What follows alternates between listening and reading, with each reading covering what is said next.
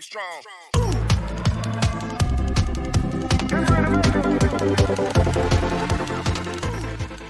Frontera believes he has won. He asks if he likes it. Lloyd Frontera inquires about what he is talking about. Samar Khan clarifies that he is referring to Potisher and asks if it feels great to use it as he pleases. Lloyd Frontera raises his hands, bends down, and exclaims Hora to the great Sultan, expressing his enthusiasm. He wonders what's happening to him and feels flustered because he can sense his sincerity. Lloyd Frontera concludes that it's because he is sincere and sincerely thanks him. He reflects that this situation is similar to a memory he has, where a president handed him a card before a meeting, suggesting it would make him feel better. He ponders what he can do but use it, realizing that luxury and money are the best remedies. He concludes that if money can't buy happiness, it's because one does not have enough money. Samar Khan asks if he is not afraid of Magentano's suspicions and mentions that he accepted to lead the nation's escort, even bowing his head in thanks. He questions if Lloyd Frontera is not worried.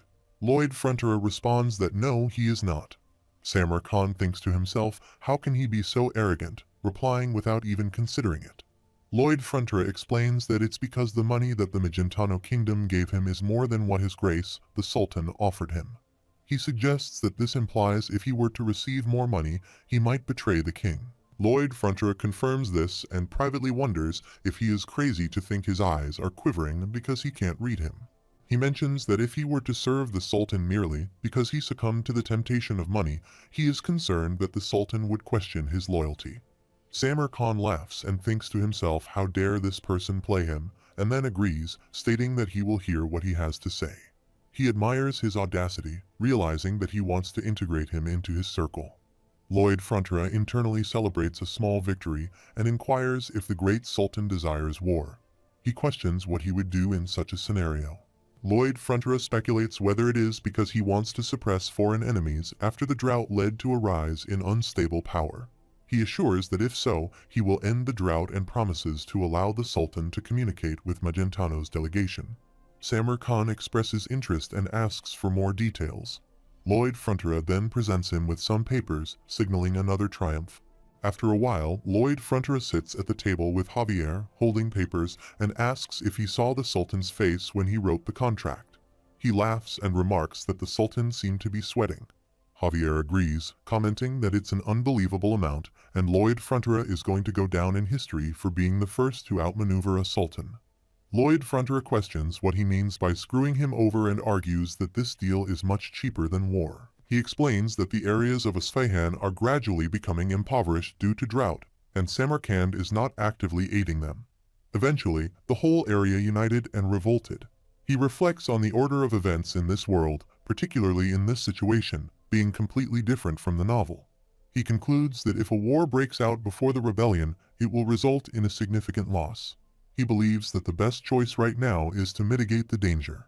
Meanwhile, Samar Khan stands on the rooftop and his daughter, Sarajard, approaches him and asks if he called for her.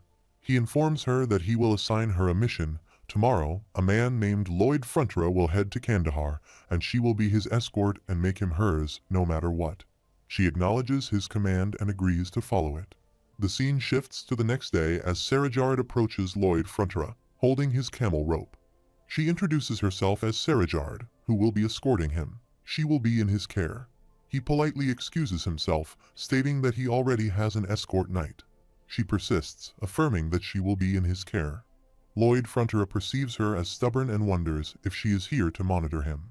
He recalls her name and reflects on her identity as Isfahan's princess, questioning why a princess would be going to a construction site. She demonstrates her determination and reiterates that she will be in his care.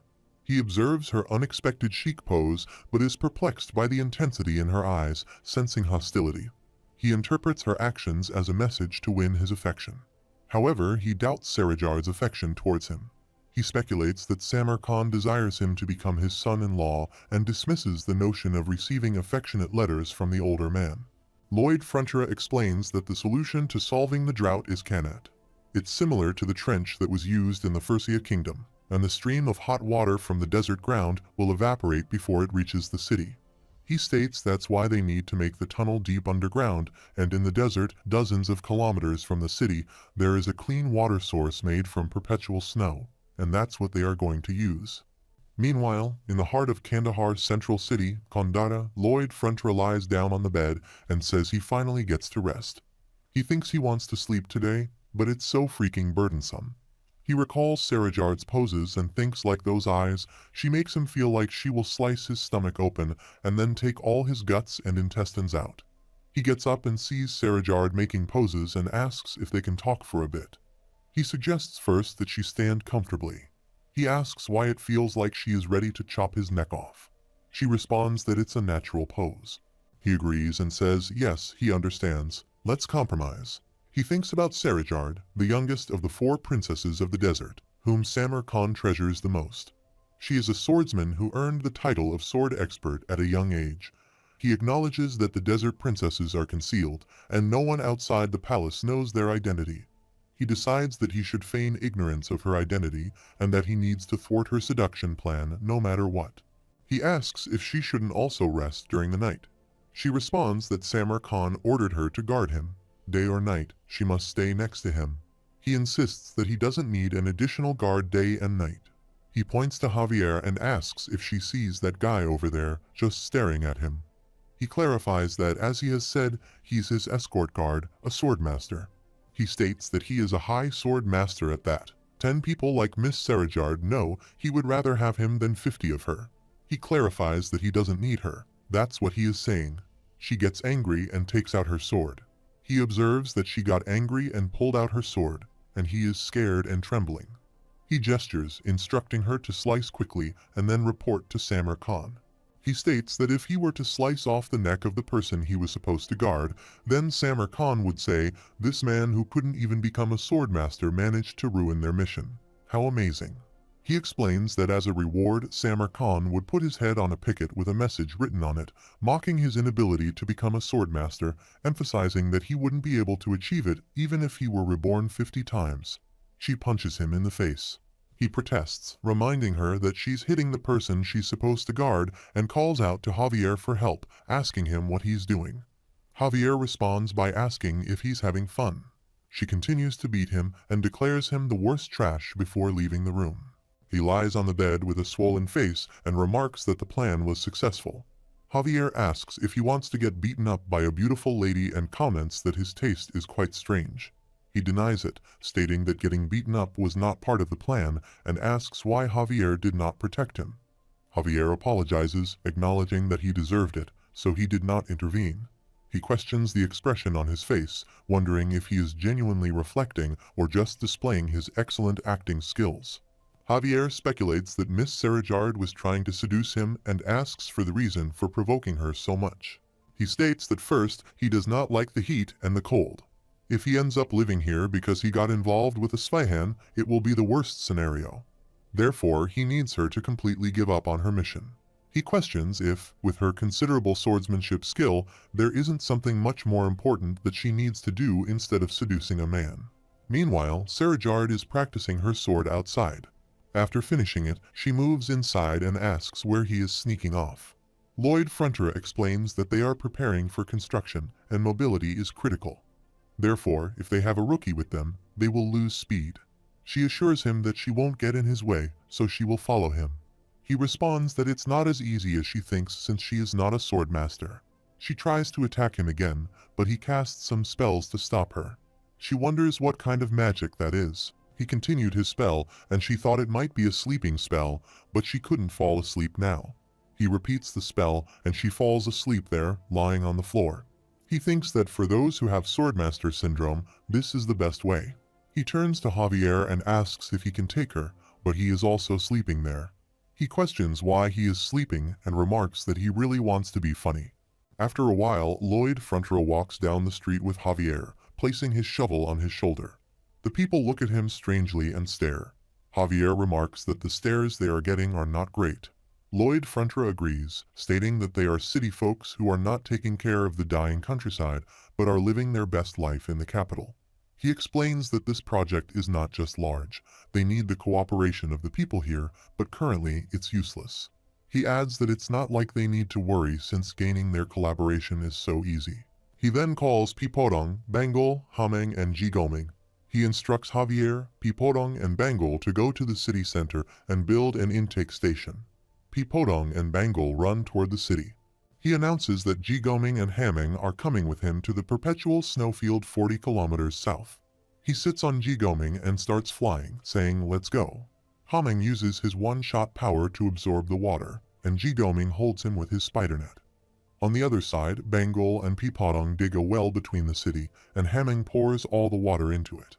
The people there are happy to see the water and exclaim that there is water in the square. They all take their buckets and approach the well. Just then, Lloyd Frontera arrives and asks if they are happy or overjoyed. He wonders if he did something good and asserts that he did it, urging them to be grateful and to let everyone know about it.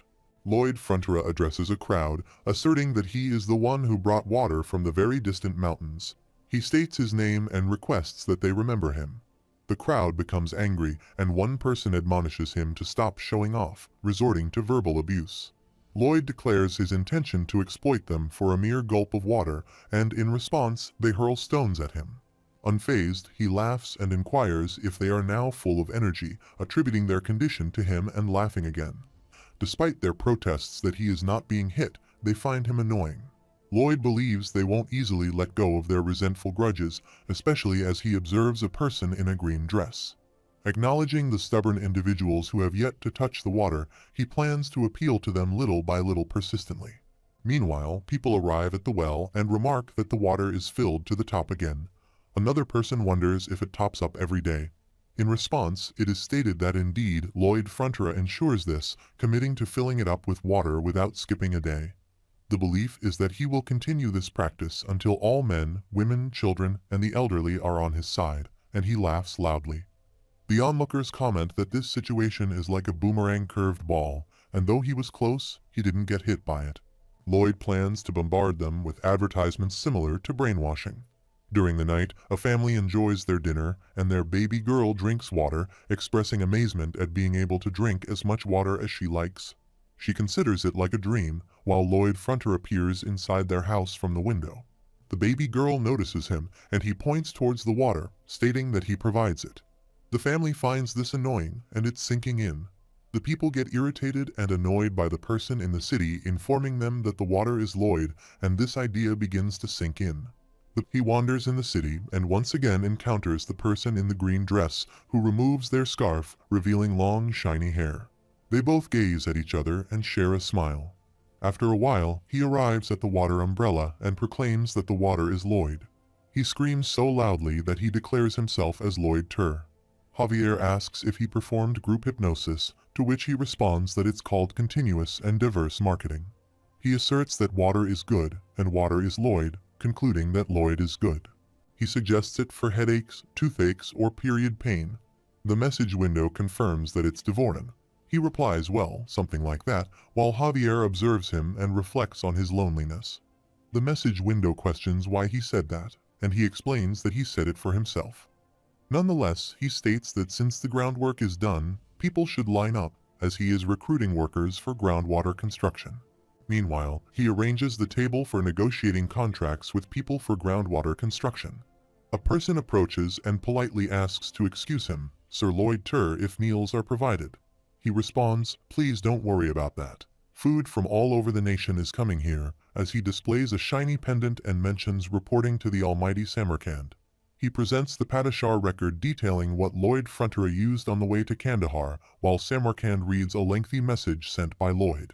Samarkand becomes angry and verbally abuses him. On the other side, Lloyd Frontera and Javier sit on Jigoming and fly. Lloyd reflects that, as expected, he can't see it, indicating it's deeper than 5 meters. He considers that employing the citizens won't matter, and that digging a 35-kilometer waterway will take too long. He concludes that what he needs now are the rebel organization's tunnels to escape the suppression of religious people from hundreds of years ago used by the rebel forces. Lloyd thinks there's only one way to find these tunnels. Meanwhile, they arrive at the palace, where Sarajard directs her sword toward Javier, stating that she'll repeat herself, "Please move aside." Javier, positioned by the door, apologizes, explaining that the young master desires solitude for the night. She argues that there is a power shift, a rebellion, and it's perilous to leave Sir Lloyd alone, while he sits in his room contemplating something. Javier agrees, acknowledging the potential danger, but asserts that the young master insisted he would be fine. As he speaks, robbers discreetly enter his room through the window. Serajard emphasizes the need for an escort guard to prepare for unforeseen situations, expressing concern that unexpected danger might befall Sir Lloyd. Javier rejects the suggestion, affirming the young master's judgment. Serajard remarks that he is an adamant person, and then attempts to skillfully bypass him.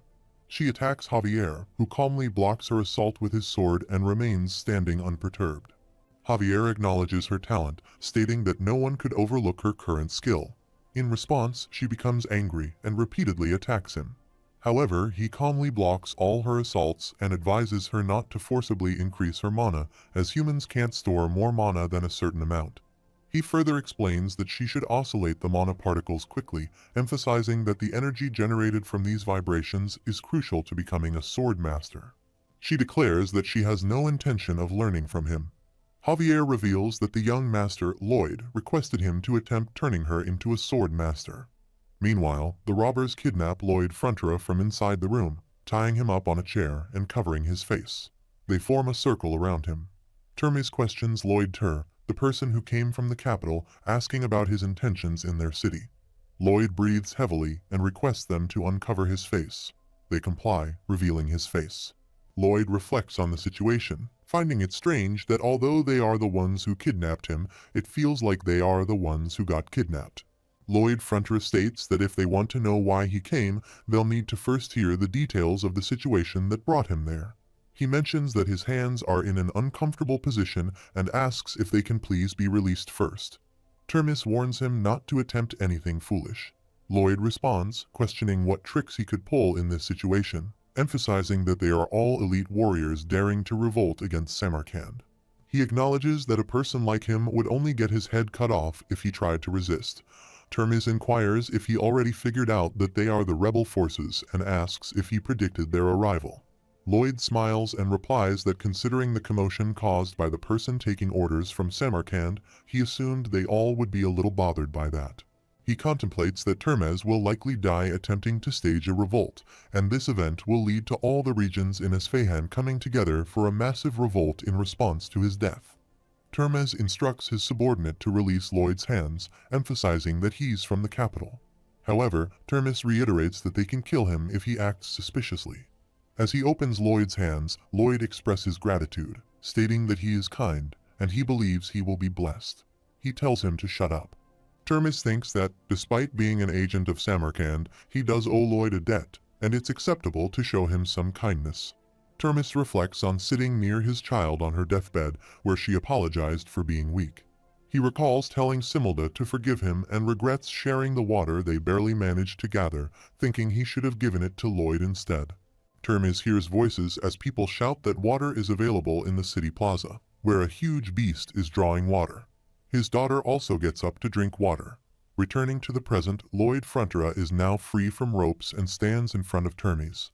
Termes warns him again not to do anything foolish because, even though he released Lloyd's hands, he'll cut him down. Annoyed, Lloyd Frontera looks at him. Termes observes Lloyd's suspicious expression and orders his men to get him, and they all run to attack him. Lloyd calmly stands there and begins narrating a story from 2 years and 6 months ago. He recounts how the family in charge of the Frontera barony, a small territory on the eastern border of the Magentano kingdom, was at risk of ruin due to great debt. He describes the feeling as if the skies were going to fall, the earth was going to split, and everything looked hopeless, with only darkness in front of their eyes. He proceeds to share his life history, detailing how he defeated monsters, constructed different cities, and so on. He narrates that, at that moment, he turned around, and there was a gigantic lobster. Javier initiated a fight with Lyle using his sword, and Kyle's sword struck right into Javier's shoulder. They all sit down to enjoy his stories with popcorn. He mentions the awakening of the sword master, creating excitement, and playfully scares them. Termes's popcorn fell down, and he questioned how the conversation shifted from the original topic. Lloyd responds, asking them to wait as it gets interesting from that point. Another person complains, asking why he is disrupting the flow.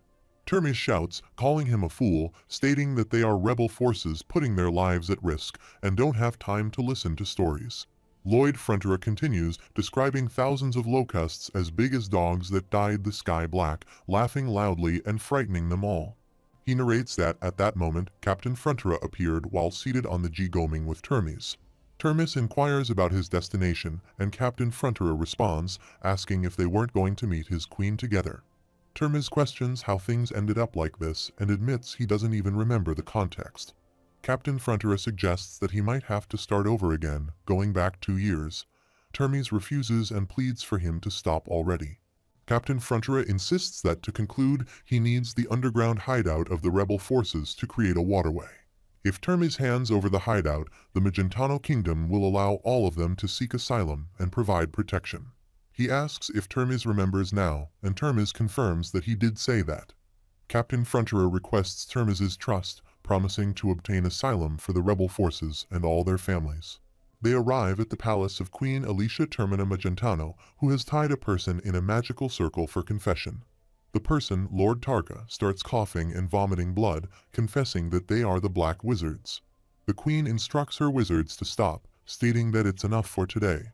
She thinks about Targa and realizes she'll have to find that individual. A guard arrives, informing her that Lloyd Frontera is waiting to seek an audience with her. She wonders why he is there when he's supposed to be at Isfahan. Lloyd Frontera and Termes enter the court, bowing and greeting the Queen. She agrees to write up a document for Termes, his comrades, and their families, granting them asylum in the kingdom. Lloyd Frontera expresses his gratitude for her generosity, and Termes ponders how she agreed so easily. He wonders if he will indeed meet the Queen directly and obtain a document of approval, questioning who this man truly is. The Queen remarks that he is employing methods beyond her expectations, but she is pleased as he diligently executes her orders. He modestly replies that he doesn't deserve such praise. She emphasizes that those who are competent always work themselves to the bone to ensure citizens can lead peaceful lives. The Queen informs him about progress in the interrogation of Cannavaro, mentioning that there will be some work for him soon. She instructs him to cooperate when the time comes. He responds that he would be honored to do so, bowing in front of her.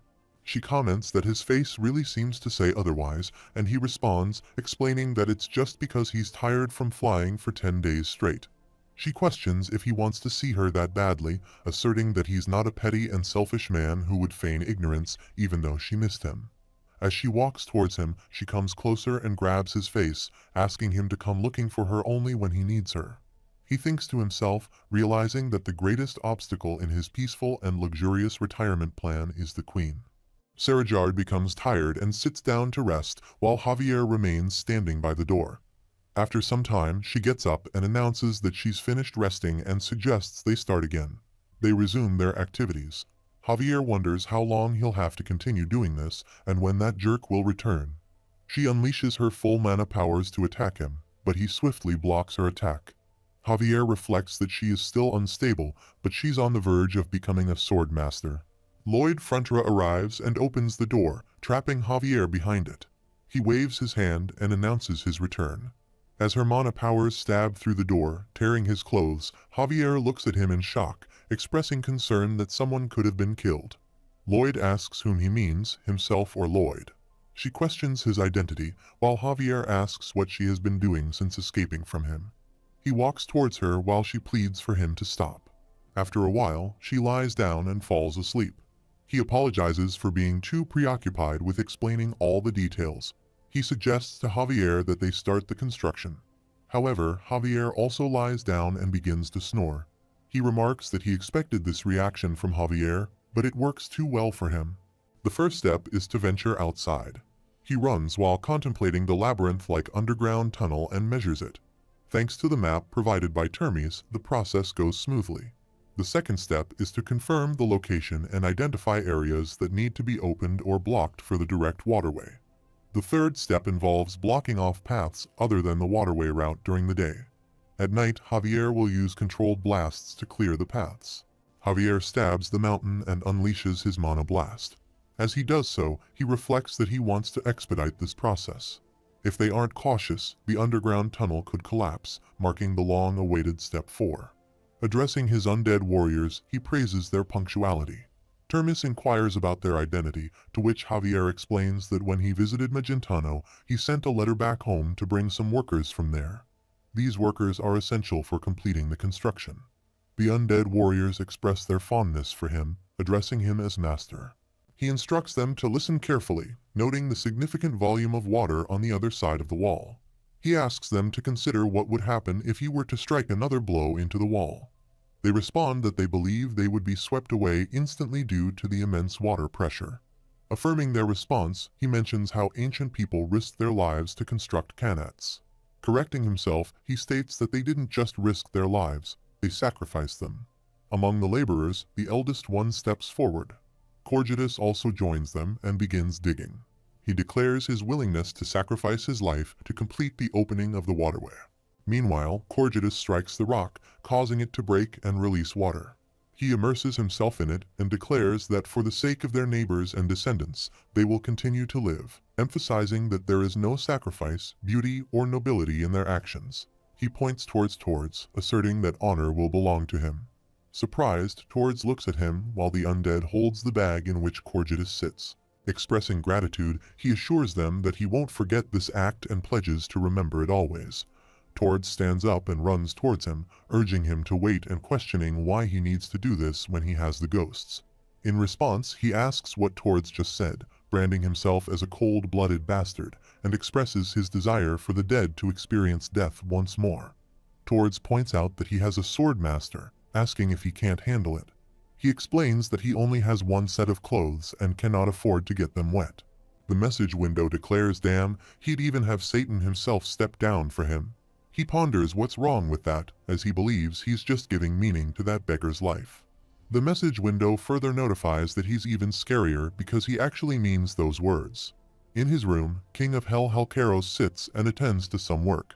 He chuckles and remarks that the upper messengers sure are enjoying their show, adding let's see just how far this goes. Lloyd Frontera reports that after a long time of bickering, the leader of the Ghost Skeleton Worker Squad, Turtleneck, took it upon himself to finish the work. The undead and all other members engage in the construction work of the tunnel, and they begin to channel water into it, with a few undead floating in the water. The people become happy to see water and store it in their containers. They say it's water. An endless supply of water is gushing forth. They pour water on themselves happily and drink it. Termis's daughter also fills her bowl with water and says, "Please have it. It's water that he made." Lloyd Frontera sits near her, puts his hand on her head, and thanks her. He says he'll enjoy it while taking the bowl from her. She asks why he is walking around without a shirt. He smiles and says that he doesn't want to waste money buying clothes. He reflects on how the central waterway in Kandara was established, along with its connections to the small villages around it, all around the time the whole project reached completion. The system notifies him that he has acquired a new, highly praised, high-ranking person who wears underwear. He wonders about the nature of this praise and whether it's mocking him, but the system assures him that being a high-ranking person is an excellent thing. He decides he doesn't need that, he just wants an awesome-sounding title. As he observes the status screen, he thinks about how he saved a city from a long-term drought.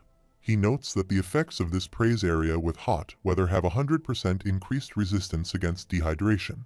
He concludes that it's not like he has much business in other desirable locations.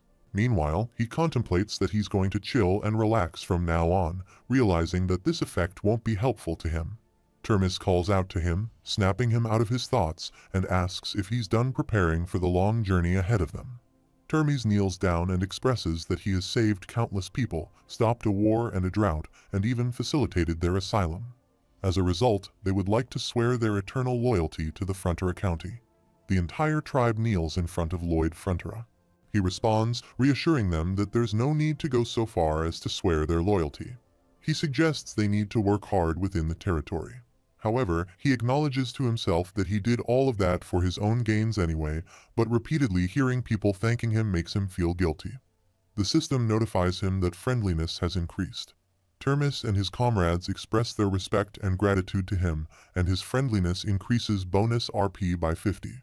The system notifies him that from now on, Termis and his comrades will have increased friendliness towards the people of Frontera County, and his RP reaches 2832. He thinks, yes, this is it. He doesn't feel bad about getting rewards like this. What a perfect reward. Similder remarks to her father that this guy's face looks weird. Termes responds that his face might look like that, but he's still an incredible person. He observes the skeleton workers squad leading Termes's party as they head towards Frontera County. As they depart, he waves his hand to them, feeling like things have ended peacefully. The scene shifts to Isfahan's capital Ahincha, where Samarkand declares that Lloyd Frontera has become his man as he kneels in front of him with Javier by his side. He jests, asking for forgiveness from the great Samarkand, but expressing a preference for slimmer types. Samarkand questions if Lloyd does not understand what he's saying or if he is merely feigning ignorance. He must have realized that Sarajard is his daughter and asks if it is not his liking. Lloyd Frontera responds that the feelings of Lady Sarajard are more critical than those of this lowly servant. He privately thinks he doesn't want to be under Samarkand's control, disliking both his face and his actions, and would prefer him to cut his head off. Samarkand interrupts, putting an end to that matter for now. Since Lloyd has kept his promise, it's now his turn to reciprocate. He adds that he will meet with Majanatano's delegation right away to hear them out. He expresses gratitude for Samarkand's generosity and reflects that it took a long time just to convince him to do so. He walks out with Javier. Samarkand watches him leave and thinks about Lloyd Frontera, how he always gets what he wants, making him admirable. He also smiles behind him. During a royal meeting, Count Venture considers how Lloyd Frontera managed to persuade Samarkand to sit at the negotiation table, recognizing the tremendous opportunity created. He resolves not to let it go to waste. Samarkand apologizes for the mistake that caused significant losses to the Magentano kingdom. Count Venture notes Samarkand's unusual apology and thinks that the arrogant Samarkand apologized first. Samarkand promises to compensate for the losses caused by the monster domino. Furthermore, he pledges to assign a special task force to oversee such matters to prevent them from happening again. He assures that he'll keep the Magentano kingdom updated on its progress and promises to pay double compensation if such an incident occurs again. Count Venture thinks this isn't something to be happy about. What on earth is he going to ask of them? He says he'd like to express his thanks for their generosity and says he'll pass on his intentions to their queen. Samarkand says in return he'd like to have Lloyd Frontera come along as well, and Count Venture sees him at the door half naked. He asks what he said, while Count Venture responds that's what he said, and says he's sure the queen will be happy. They have obtained a lot out of the negotiations, and he's confident that he'll be able to do well no matter where he is while showing some gestures. He replies don't worry, he did great, and says that's perfect. Samarkand thinks about what he should ask him to do first, and thinks they'll start with road maintenance and expanding the waterway. Hygiene facilities are urgent as well, and they need to build a more enormous castle and more prominent buildings. A person with a white cap enters, bows, and pays his respects to Samarkand, addressing him as wise and omnipotent. Samarkand questions why he didn't ask him to bring Lloyd Frontera along and why he is alone. The person explains that Lloyd went out, stating he'd get rid of the sandworm near the city. Samarkand is surprised and asks what he means by getting rid of the sandworm. The scene shifts to Lloyd Frontera, who reaches the desert and observes a sandworm. He thinks to himself, desert devourer sandworm, it feeds on insects and cactus thorns. He starts digging and unleashes a mana blast, shouting Pipodong. It's his turn as Pipodong arrives and attacks the sandworms. He calls for Javier to finish it, and Javier draws his sword and joins the attack. He asks the persistent bastard if he's still alive while he cuts the sandworm and points his shovel, commanding the sandworm to die. They both attack the sandworm, proclaiming they will kill it for Samarkand, and he laughs. Samarkand and his subordinates arrive, and Samarkand suggests asking them to take that crazy bastard back with them, a sentiment with which his subordinate agrees. Afterward, they return to the palace and Samarkand sits in his room, contemplating the consequences of keeping such a whack job near him. He worries that the whole country may fall into chaos. He reaffirms his decision, believing he made the right choice. Since he's the one who had a change of heart, he can't retract the terms he mentioned. However, he wonders how to cover up the deficit using Potta Shire. He questions why Lloyd used so much money for the construction. He realizes that he has been losing tons of money from the very start. Suddenly, a warrior enters his room and informs Samarkand that there's big trouble. Samarkand inquires about the issue, and the warrior explains that the man has taken the Potta Shire with him. Shortly after, another person with a white cap enters and announces that they have a big problem. Samarkand once again asks for clarification. The person with the white cap responds that Lady Surjard has run away. She left a letter stating that she had things to learn from him and asked them not to look for her. Samarkand puts his head on the table, feeling emotional, and expresses his frustration with abuse. Arcos, Frontera, and Marbella wake up, and Arcos looks out from the window, thinking that today is a peaceful day in Frontera County. He finds it a little strange that it's by Bayung instead of Cock-a-doodle-doo, but it's still a good place. Emily enters and informs them that they have a letter from Master Julian. They read the letter, in which Julian tells them that he graduated second in his class as one of the top scorers and has been honored with the opportunity to work in the capital. He expresses his intention to return home and stay there until he receives the official appointment letter. He tells his parents that he misses them so much and shares that his brother is also doing well. Julian promises to try to become a reliable son like his brother. Both Arcos and Marbella become emotional after reading the letter. Marbella asks Arcos about Julian, and he reassures her, saying that Julian is already a dependable son, and that they're very proud of such happiness. Meanwhile, Bayern arrives and announces that the items Master Lloyd sent back from Isfahan have arrived. They both step out and behold numerous gifts and treasures. Marbella opens one box of treasure and exclaims her goodness. They're all costly luxury items. A delivery person asks him to sign a receipt, presenting him with the document. He agrees and signs it. Marbella takes out a necklace and admires the pretty jewels, suggesting they can sell them at a high price to vain nobles. She smiles as he agrees, proposing they sell them at a high price. He reflects that Marbella seems to have become a little strange, but he remains a pleased man. Some farmers spot them and greet them, expressing their gratitude. They wave back and say they didn't do much, wishing them a great day ahead. He reflects on his happiness that there are only good people within their county, including good orcs, as orc warriors arrive. After a while, Officer Greg and an orc warrior confront each other, and the warrior attacks him. Arcos and Marbella become worried upon seeing this. Officer Greg, with a severe expression, expresses his desire to fight and pushes the orc warrior. The warrior retaliates, but Officer Greg swiftly dodges the attack and throws him to the ground, initiating a dance. The orc warrior gets up and rechallenges him, and other orc warriors join in the dance. Both groups dance skillfully in front of Arcos and Marbella Frontera, pleasing them. Arcos thinks they're a little weird, but they're all good people, including both humans and orcs and other good living organisms. What a pickle.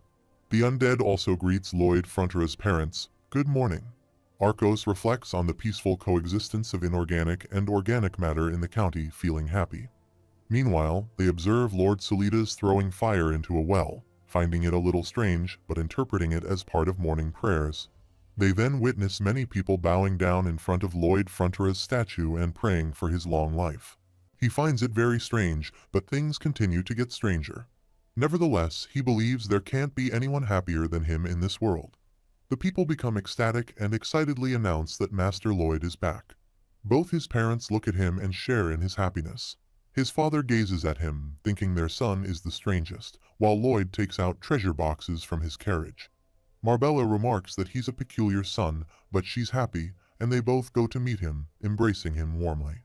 Lloyd expresses that he'll be even more pleased when he calls his father's father instead of Count. His father grasps him by the shoulders and asks why he isn't wearing any clothes. Lloyd responds that it's because they have a lot of clothes at home.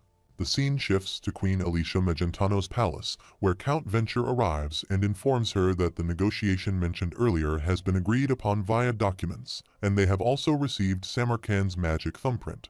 She expresses surprise at this development and asks if he is the one who led the negotiation. He becomes apprehensive and confirms it. She inquires whether this is what Lloyd Frontera instructed him to say and what he believes is necessary for their people to live comfortable lives. He responds that he believes a mighty throne and well-balanced diplomacy are necessary. She asserts that they just need to work with those who are competent in their bones and grind them until the bones turn into powder. He bows and acknowledges her words as reasonable, silently thinking that Sir Lloyd may consider himself dead. She reflects that despite the successful negotiation, Isfahan remains a long-time enemy of Magentano. She reflects on the necessity of establishing a mutually beneficial relationship filled with trust and ponders what actions they need to take to make it happen. Meanwhile, Surjard stands outside the city, confident that Lloyd Frontera is there. She resolves to confront him and acquire what she needs. Spotting Arcos Frontera engaged in gardening, she approaches him from behind. Startled, he inquires about her identity. She introduces herself as Sarajard, explaining that she hails from the distant Isfahan in the east and is the daughter of Samarkand. Arcos Frontera quickly rises and questions her presence as the daughter of Samarkand and her purpose for being there. She reveals her intention to find Lloyd Frontera. Surprised, Arcos asks why she is seeking his son. She confesses that she can only find peace when he is around. Shocked, Arcos considers her statement the most absurd thing he has heard thus far. Lloyd Frontera lies down at the edge of a mountain and opens his eyes, questioning his surroundings as he notices the darkness. Suddenly, a fire monster appears before him.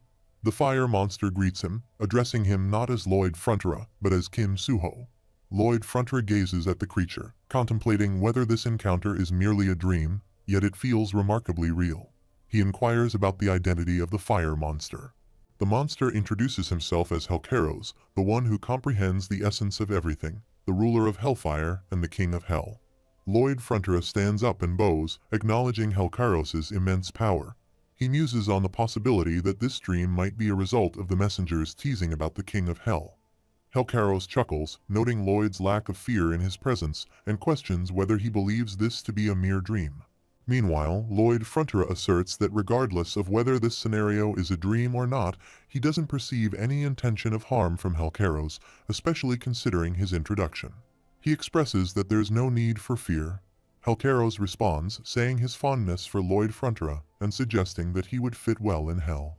Lloyd Frontera queries if that's intended as a compliment and shares his dream of living in a small town with abundant wealth.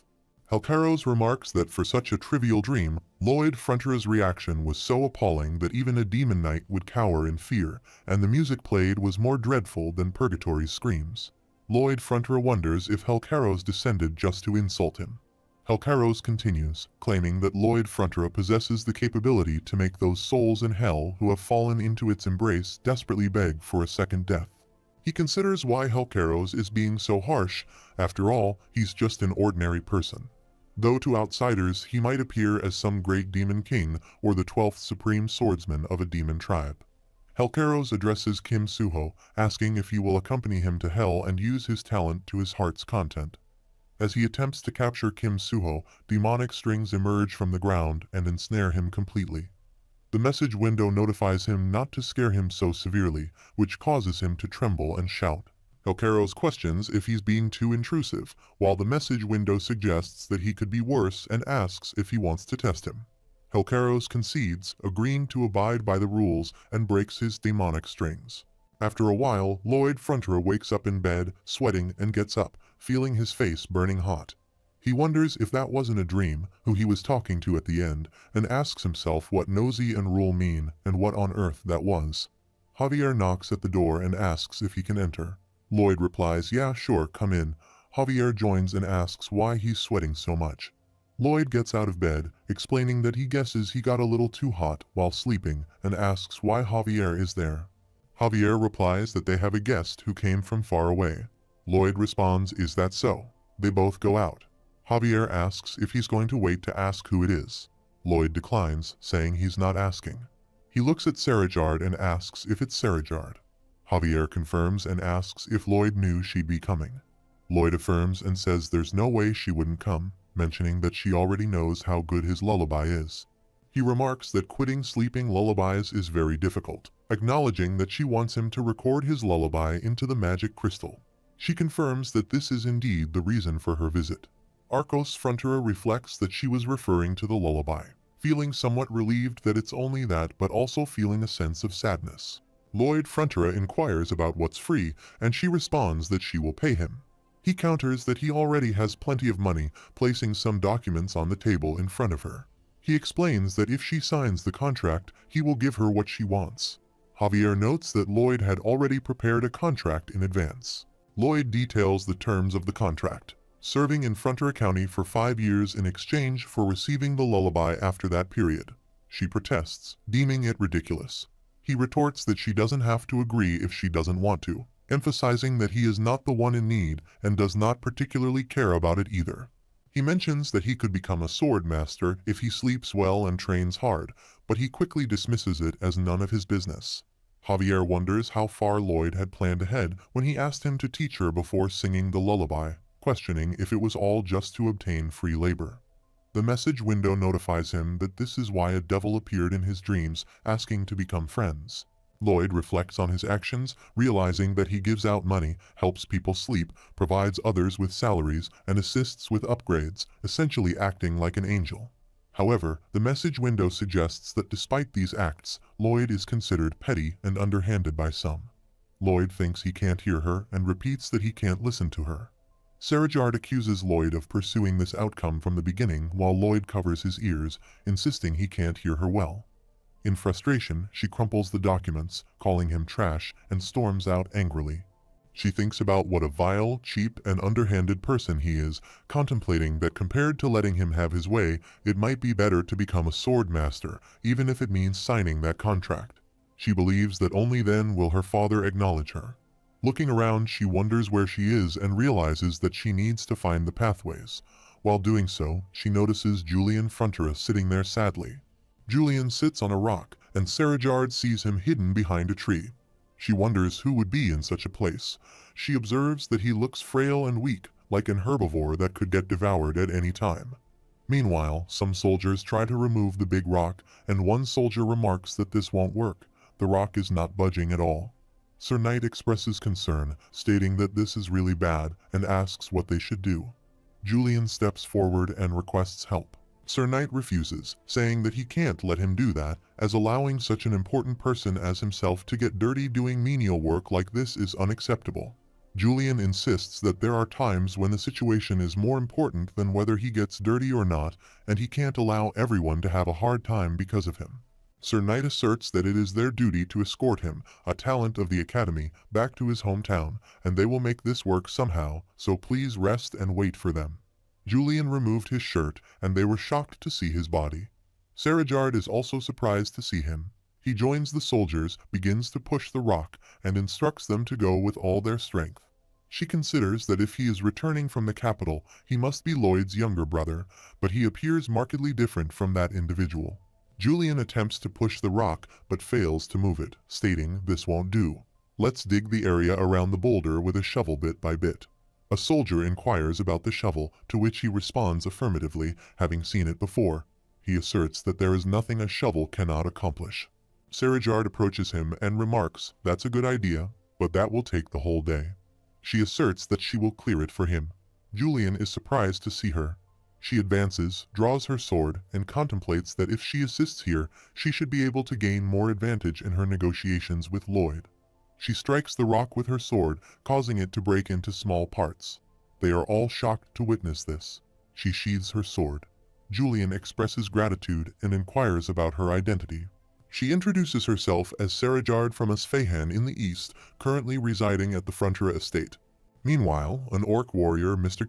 Kuga, observes Miss Emily approaching from the market, holding a vegetable basket. She walks past him and remarks that she hasn't seen him around lately. He passes by without uttering a word, reminiscing about Miss Emily. The scene shifts to a flashback where Miss Emily hangs the clothes after washing, and Mr. Kermit Kuga approaches her, inquiring if she loves Sergeant Greg. She affirms, stating that he is the most important person to her in the world. Mr. Konkuga becomes angry, recalling instances of Miss Emily spending time with Sergeant Greg and his friends, mocking him. He concludes that this was a love that was not destined to succeed from the beginning, and there is no need to hurt her by uttering unnecessary words. She calls out to him, but he departs without saying anything. After a while, Miss Emily sits in a room with Sergeant Greg, who is sketching. He remarks that she seems on the verge of drowning the world with her sighs and inquires if something has happened. She asks if people would consider it strange if a female human confesses love to an orc warrior. He questions the absurdity of her statement and warns that if her family were to discover this, they would likely ostracize her and cause her harm. Mr. Kenokaga interjects, asking how he could treat Emily in such a manner. Meanwhile, Arcos Frontera sits at the dining table with his family and Serajard. He cries and expresses that he cannot stop his tears, unable to believe just how well both of his sons have grown up. Lodi Frontera remarks that he has become too drunk. Sarajard reflects on why he is so happy. His eldest son is a diplomat, and his youngest son is one of the best talents in the kingdom. She recalls a memory where Samar Khan suggests to her to demonstrate what she is capable of either by seducing a man or by becoming a swordmaster and showing him something of which he can be proud. Julian asserts that once he receives his appointment from the capital, he will work even harder and become someone he can be even more proud of. Arcos Frontera reassures him, asking what he is referring to. Julian explains that he is simply happy to have achieved his desires and feels free to return home if things become too challenging, expressing contentment even with just the two of them together. Sarajard also becomes emotional, rises from her seat, and states that she will excuse herself first. Lodi Frontera inquires about their next negotiation. As she approaches the door, Sarajard dismisses the topic. Lloyd asks if he sounds overly blunt. Lloyd Frontera observes Julian and ponders over his expression. After a while, Lodi Frontera glimpses Sarajard through the window as she packs her bags and prepares to depart. Julian approaches her and says something. Lloyd Frontera observes the interaction and contemplates the significance of the situation, considering it a vast and unexpected turn of events. Julian inquires about her late-night departure, questioning if she is leaving the estate. She denies it, stating that she was merely going for a short stroll. Julian understands, expressing his initial shock at seeing her with such a large bag, which led him to assume she was leaving. She clarifies that the bag contains all her meal boxes. Julian cautions her about the potential negative impact of consuming too many late-night snacks on her sleep. She assures him that she plans to eat most of them, indicating that they are primarily tools for picnics, and reflects on the lameness of her excuses. Julian expresses his relief, mentioning that something seemed amiss during dinner, causing him genuine worry. She reassures him of her well-being and considers staying for a few more days. Lloyd Frontera smiles devilishly.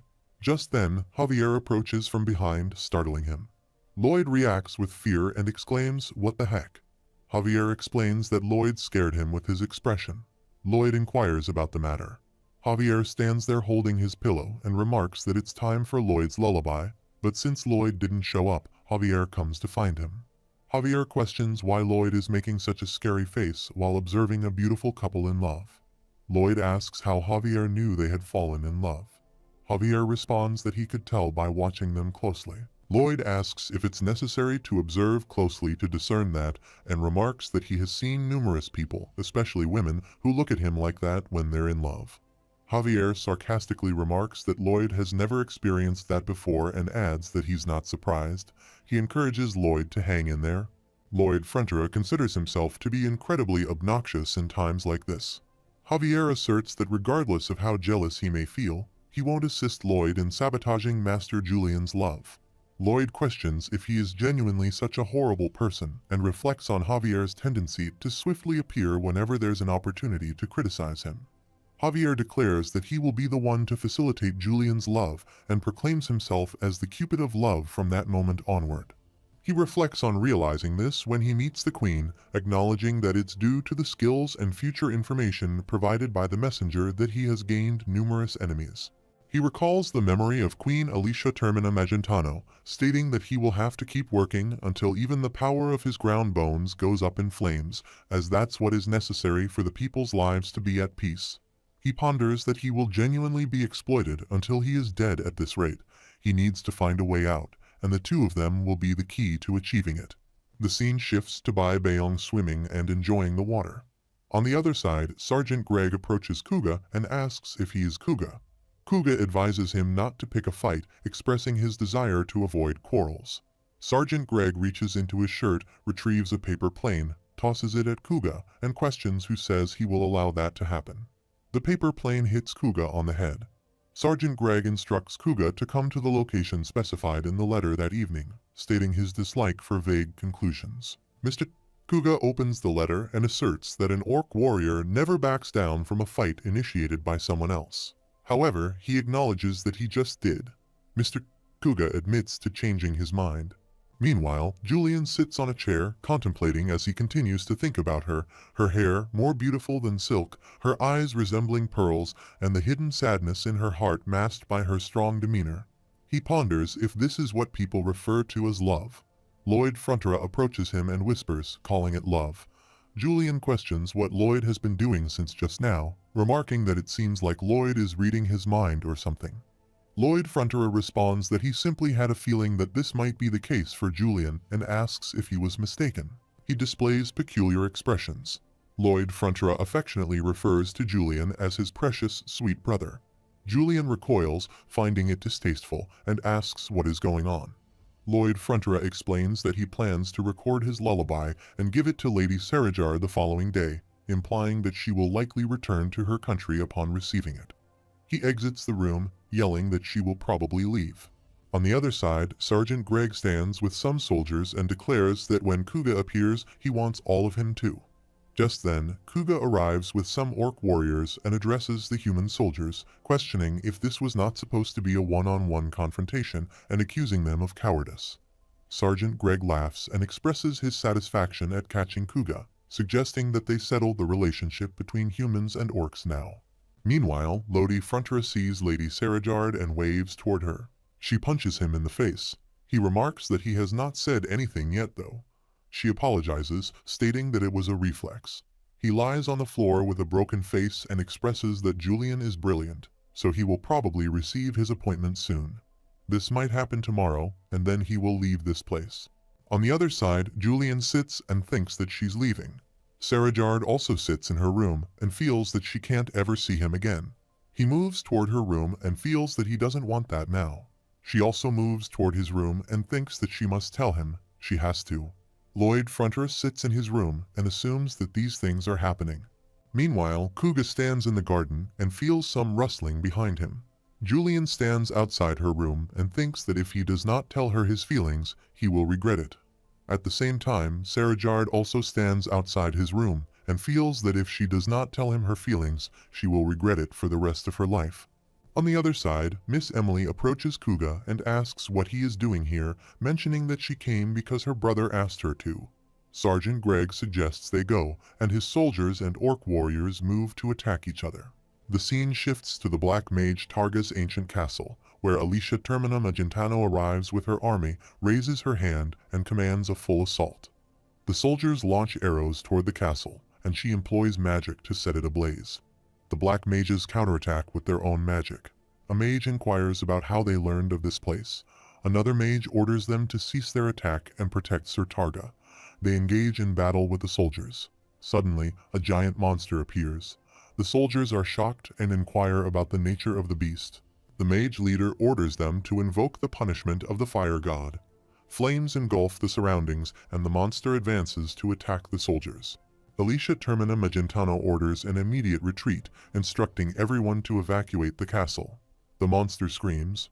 She inquires about the well-being of the first attack squad. A person reports that they have 5 injured, and the mage squad has 1 wounded member. Another person directs all commanders to assemble and await Her Majesty's orders. Someone interjects, noting that the Queen is nowhere to be seen. Alicia approaches the monster with her sword and prepares to attack it with magical power. She strikes her sword against the floor, causing it to break, and the creature begins to fall. She utilizes poison magic and believes it is crafted through sorcery, yet she remains undeterred as her body has been trained to withstand poison over time. She proceeds to enter the castle and opens the door. Inside, she encounters a man dressed in red who becomes angry with her. She questions if he is Targa. He confirms with a blink of his eyes. She demands to know how he dares to plot a rebellion against their kingdom and declares her intention to execute him immediately. As she moves forward to attack him, she severs his neck from his body. He collapses and she believes it is over. However, she suddenly experiences pain in her eye, covers it with her hand, and wonders what just happened. Meanwhile, Julian and Sarajard are getting married, and Arcos Frontera becomes emotional upon witnessing this. Everyone appears happy for them. Lloyd Frontera makes strange faces. Javier notices him and asks if he can't simply go home, suggesting that he is spoiling a joyous occasion. Lloyd Frontera asks what he has done wrong, insisting that he is merely expressing his happiness. Javier responds that he does not understand, reminding him that this marriage was supposed to prevent the Queen from using him like a slave. Lloyd Frontera counters, suggesting that he should think carefully. He is now someone who is essential in both countries. He asserts that while he is a citizen of Magentano, he is also family with Samar Khan. Javier inquires if Samarkand does not hate him. Lloyd Frontera responds that he is not an idiot and suggests that Samarkand probably realized that Lloyd was only pretending with the sandworm, indicating that Samarkand still wants Lloyd Frontera to join him. Lloyd Frontera asserts that if the Queen attempts to use him like a slave, he will discreetly align himself with Samarkand. Javier acknowledges and understands his intentions and then urges him to go home. He questions if that is all Javier has to say after hearing his grand plans. He reflects that although he still cannot openly defy the Queen Alicia Termina Magentano, he will gain the power to leverage his relationship with Samarkand as a valuable bargaining chip. After a while, Samarkand receives Julian and Sarajard's marriage photo. On the other side, Lloyd Frontera expresses his happiness for his beloved brother and Sarajard. He envisions a place devoid of succession struggles and the constant pressure imposed by his father throughout his life. Miss Emily approaches and encourages them to throw the bouquet with all their strength. Sarajard throws the bouquet forcefully, and it lands in Lord Solidus's hand. Julian and Sarajard depart, holding each other's hand. Lloyd Frontera watches them and reflects on how Sarajard died in the novel, while protecting Samarkand from the rebels. He acknowledges that this feeling is immensely satisfying, even though it doesn't bring him any financial gain. Just then, a message box appears in front of him, notifying him that he has saved yet another person from another unfortunate death. He thinks he knows that too and wonders why it is stating the obvious. The message box notifies him that the number of fates he has saved is increasing, starting from 1 and quickly reaching 23,513,442. He wonders why the number is so significant and thought it would only be a few hundred people. The message box states that as a result of saving more than 20,000 people, he will be given additional DP dungeon points. If he consumes 50,000 DP, he will be able to gain a skill that exceeds the ending spoiler and gain the right to use World's Strongest. The notification states that World's Strongest allows him to use the world's top-tier power for 30 seconds. He thinks that it's way too short and wonders what he can do in 30 seconds. Moreover, he believes it's not the strongest in the world, just top tier. He contemplates that although he doubts it would happen, if he does need to fight with the strongest being in the world, he will surely lose. The message box notifies him that in order to use this skill, he must give up on all support provided by the messenger. This means all the skills, summons, and ending spoilers will no longer be available for usage. He thinks to himself that he should forget it. He won't ever need this. The message box asks what's wrong, questioning if he doesn't want to part with it. He thinks not at all, as without his skills, everything will go downhill. Just then, Mr. Carina Count Ventura comes up behind him and calls out to him. He commends him on the officiating. Count Ventura expresses gratitude, stating that thanks to him, Asfehan and Magentano had recently entered into a peace contract. Now they are no longer just allies but brother countries. He laughs and remarks that he didn't do much. He was merely the one who facilitated the negotiation, and his younger brother is the one who's getting married. Count Ventura bows down and asks for forgiveness for belittling him in his thoughts, acknowledging him as a true hero. He responds by saying that there's no need to apologize and that he can knock him as much as he wants. He admits to being super materialistic, really petty, and snobbish. He thinks not to make himself sound great. He doesn't want to be in the spotlight, nor does he care about being the hero. He just wants to be average. Count Ventura says it's useless for him to hide, as the Queen has guessed what happened. He agrees but mentions it's just a guess. Count Ventura praises his humility. He requests him to listen to what he is saying. Count Ventura continues, stating that as he might have already expected, the reason the Queen sent him there to officiate is also to summon him to the capital. He thinks to himself, there it is, time to act sick. He coughs and mentions that he has been coughing lately, feeling a bit sick and needing to recuperate in Asfehan. Count Ventura informs him that the Queen wants to meet him.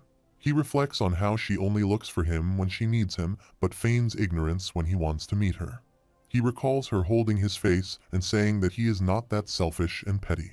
After a while, Lloyd Frontera sadly sits in a cart with Javier, and after some time, they reach the palace. He goes and kneels down in front of Queen Alicia Termina Magentano. She remarks that she is incredibly relieved that he arrived promptly without any delays.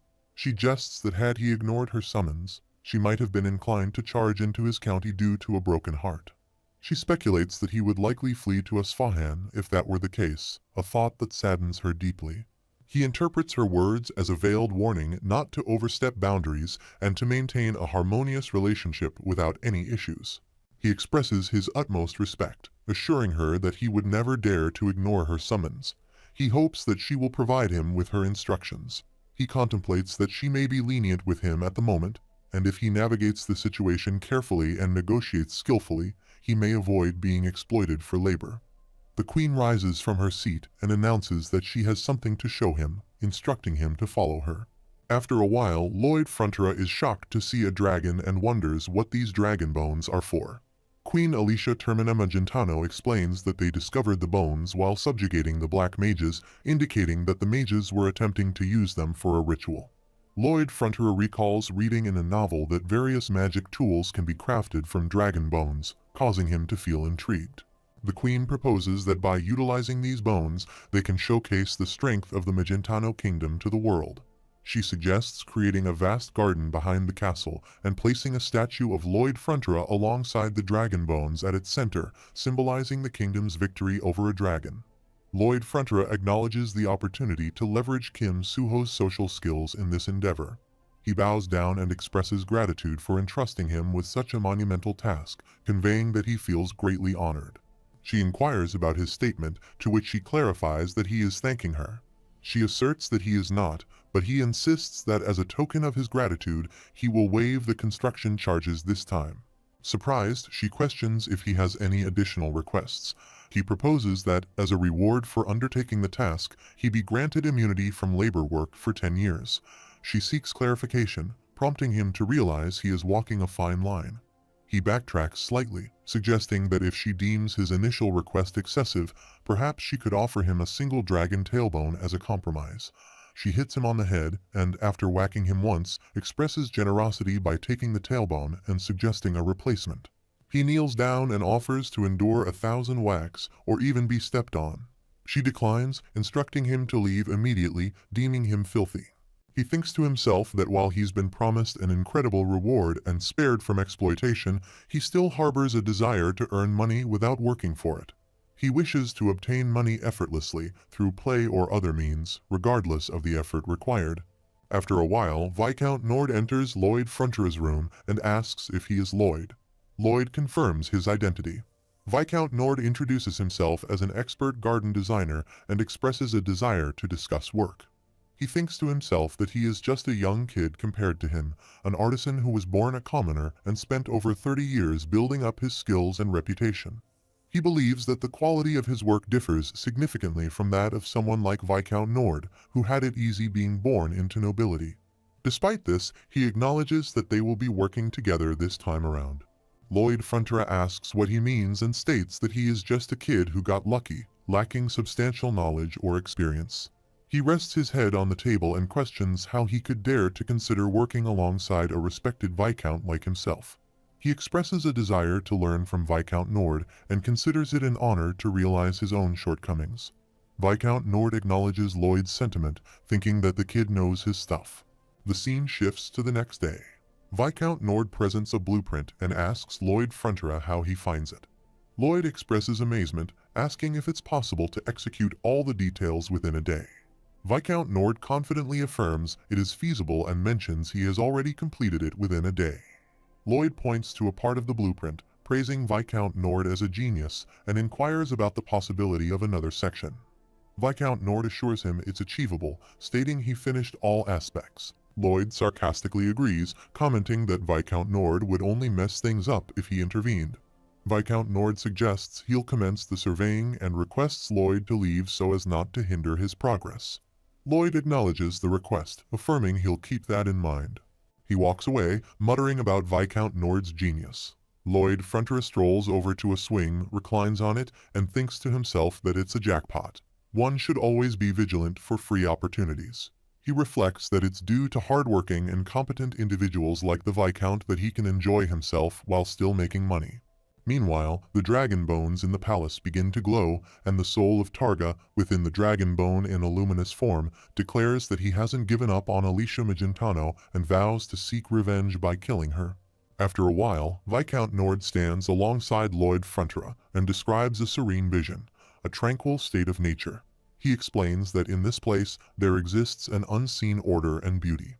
Viscount Nord questions why humans yearn for the power of gods, asserting that it's because only gods possess the ability to create and craft something out of nothingness. He asks if Lloyd Frontera doesn't believe that's the closest one can be to a god and expresses his own awe as he builds his beautiful garden, feeling akin to a deity.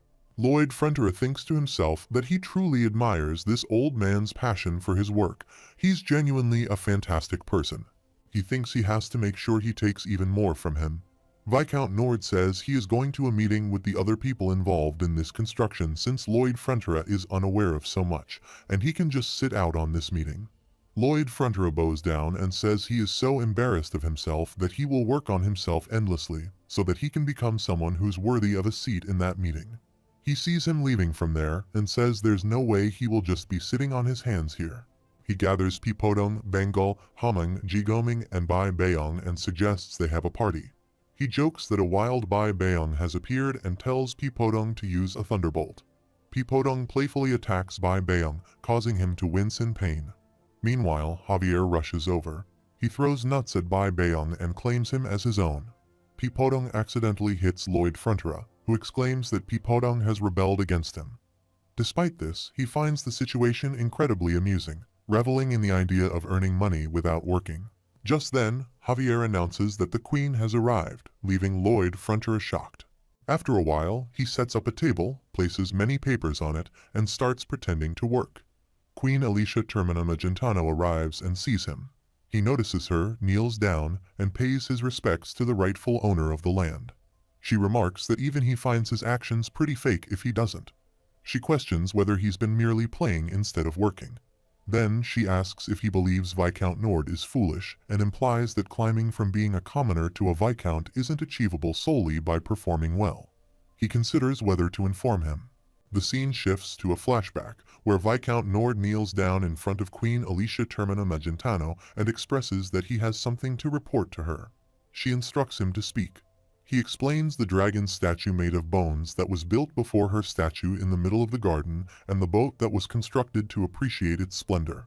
He mentions that he has given a lot of thought to how they should be created.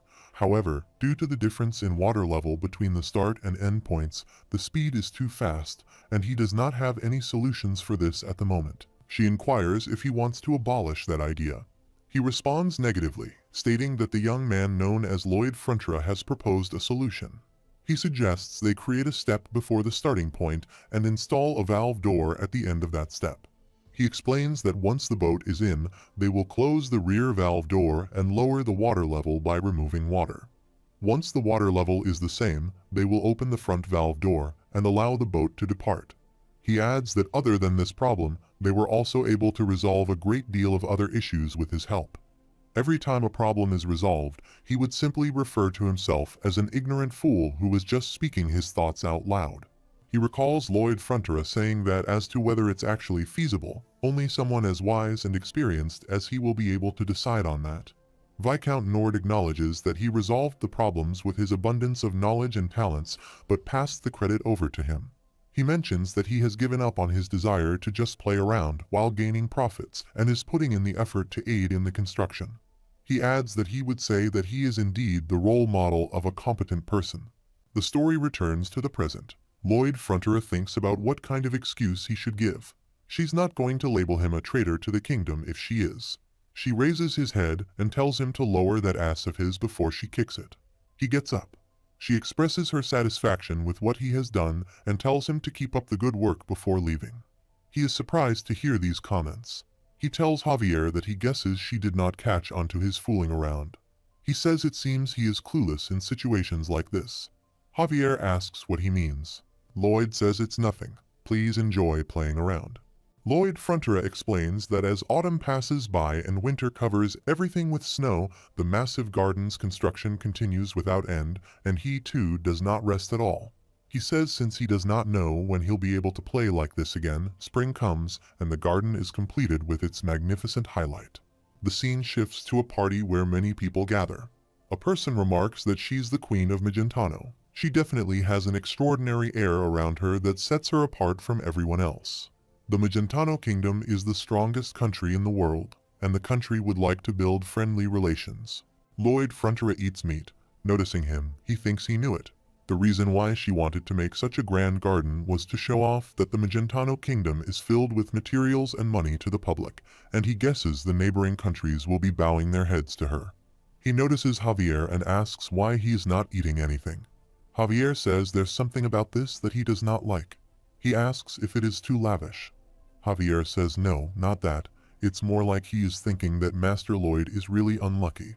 He gets angry, grabs his shirt, and asks why he is suddenly picking a fight out of nowhere, what it is, and what he does not like. Javier says that's not what he means and asks if he remembers Cremo and the suspension bridge. He asserts that every time there has been a banquet after he has done something, a massive incident has always occurred, and if something does happen again, then it is confirmed that he is really unlucky. Lloyd Frontera asks if he is talking, as if that is going to happen. Just then, the Dargon bone breaks and grabs everyone's attention. Viscount Nord is shocked to see it. Lloyd Frontera thinks there is no way. He has tried everything using his simulation skill, but it has never collapsed. Javier pushes him back and says to prepare to run away. He thinks Javier is bringing up the topic of running away first. He is not supposed to make that face full of fear.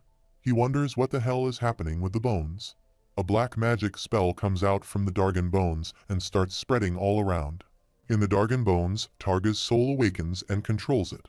He sees Queen Alicia Termina Magentano's statue and thinks that right before she cut off his head, he transferred his soul into these bones, and now he has completely descended. He screams and attacks the statue, destroying it. Everyone is shocked to see this.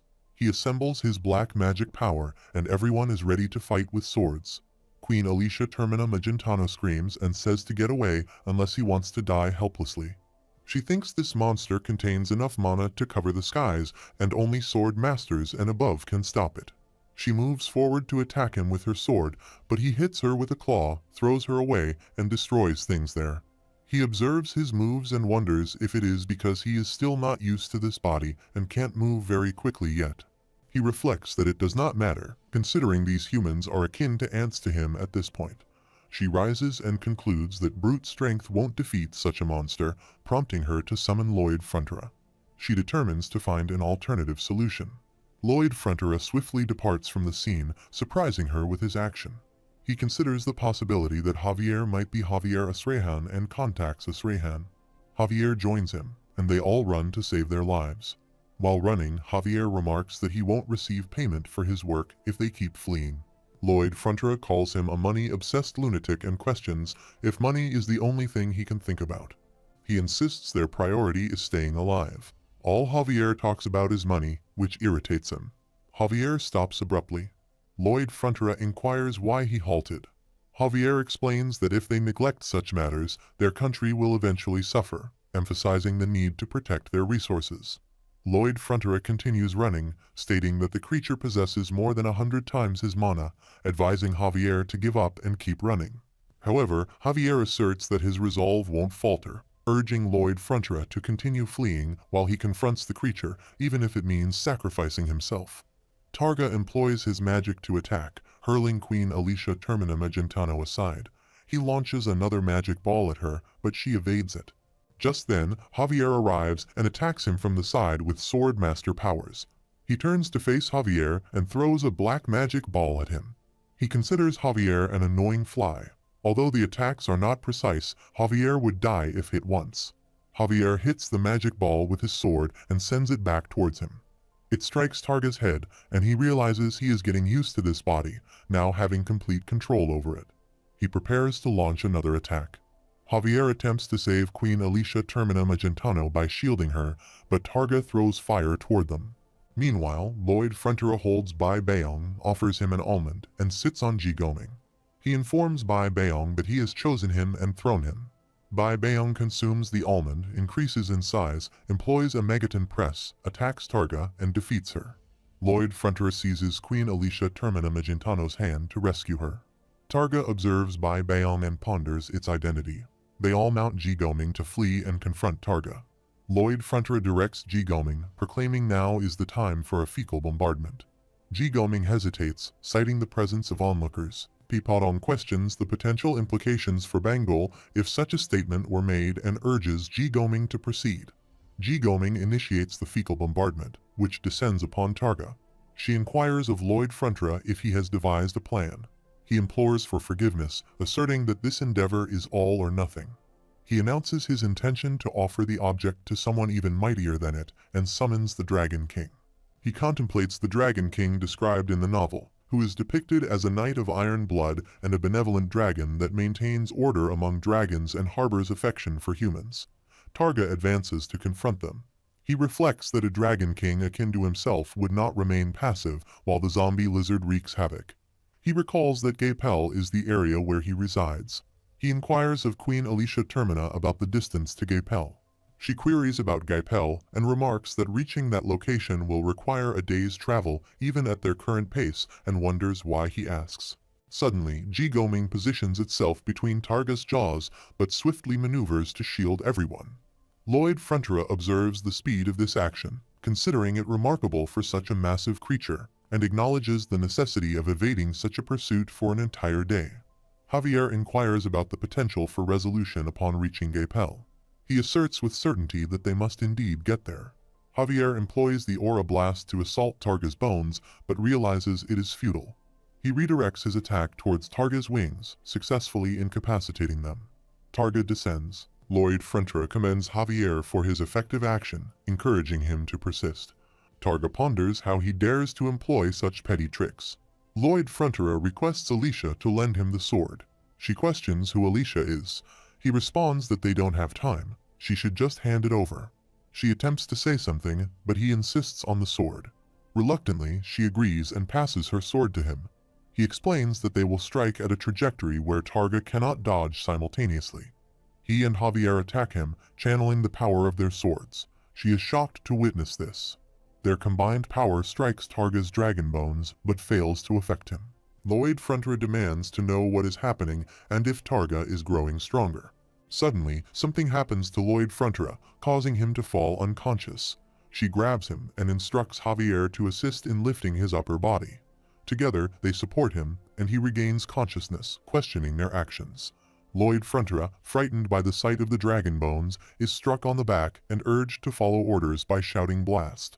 He screams loudly, and the blast affects the dragon's bones. She acknowledges his success, remarking on the usefulness of his face. Targa reflects on Lloyd Frontera's past achievements, including curing Magentano's poisoning, repelling an army of mastodons, and defeating the Hell Knight. Lloyd Frontera reflects on how frightened he was, noting that his heart almost dropped even though he does not have one, and wonders how anyone on Earth could possess such a hideous face. Nonetheless, he considers this situation advantageous and plans to exact revenge on both of his enemies simultaneously. She repeatedly slaps Lloyd Frontera on the back to prompt him to blast. He responds that it didn't work. She expresses disbelief, suggesting covering its eyes with mana, and questions if it hates the sight of his face so much. Lloyd Frontera inquires why she keeps using his face. Javier requests covering her ears with mana and instructing Lloyd to use the screams of hell. Lloyd Frontera remarks that it's just his singing. Javier dismisses the comment, urging him to proceed. Lloyd Frontera screams. She complains that it's persisting despite covering her eyes and ears while chasing after them. Targa inquires how it's catching up. She concludes that the tactic is no longer effective. Lloyd Frontera acknowledges his mistake, realizing that his plan to use the Dragon King is a complete failure, and admits that they have no choice but to defeat it. He wonders if the creature even has a weakness, and if such a monstrous entity could have one. She suggests taking the tailbone and replacing it with something else. He realizes that it does have a weakness. Jigoming swiftly flies away from the area, leaving the dragon bones behind. Targa observes that he is growing stronger over time, having relinquished his humanity and transcended into a being that surpasses nature. Targa is on the verge of catching them. Lloyd Frontera commands Jigoming to use the spiderweb flares, and Jigoming deploys the spider web. He complains that all they do is cause him trouble. Suddenly, they disappear, and Targa begins to search for them, wondering where they went. Meanwhile, they all converge upon Targa, and Queen and Javier leap down to attack him with swords. Lloyd Frontera identifies the fourth tailbone from the pelvis. Javier attacks it with sword master powers, proclaiming the discovery of the fake tailbone made from granite. He reflects that even though the tailbone might be affected, it is likely strengthened by the dragon's power, but they have two sword masters on their side. She reminds Lloyd Frontera that he had previously informed her that the bone was made from the bones of an emperor whale. He apologizes, stating that rational skimping of materials and efforts is always correct. She attacks his tailbone and breaks it. Lloyd Frontera joyfully remarks that it's just like this moment. The scene shifts to Lloyd Frontera lying down on the bed to relax, with Javier standing nearby. He remarks that they were out for a really long time. Javier inquires when he is going to put on some clothes and comments that with his face and current attire, the unpleasantness seems to have increased tenfold. He retorts to stop insulting his face, mentioning that it's more infuriating when he does it. Javier smiles and apologizes, promising to be more careful. He questions why he looks so happy, reminding him that he told him to stop it. Javier sets his clothes aside and asks when he is going to address the Countess and Count as mother and father. He contemplates what an unexpected question. Javier explains that even though he desires to address them as his parents, he doesn't feel qualified to do so. He is capable of doing that, yet he addresses them by their titles. He wonders what he is supposed to do since they are not his real parents. Calling them that would be deceiving them. Javier apologizes, admitting he got emotional when mentioning the words mother and father and said something unnecessary. He bids Lloyd Frontera to have a good rest. Lloyd Frontera reflects on losing his own mother and father and asks if Javier remembers what his parents were like. Javier questions if he's asking because he's genuinely curious about them. He confirms, expressing genuine curiosity about Javier's parents. The scene shifts as they all fight with Targa's soul inside the dragon bones. Targa hits the ground and curses, feeling his balance falter. Piporong jumps on his face, and Lloyd and Queen also arrive. Lloyd Frontera employs the maximum output blast, launching an attack with fire flames. Targa wonders where the idiot is aiming. Meanwhile, Javier is utilizing his powers in conjunction with Lloyd's.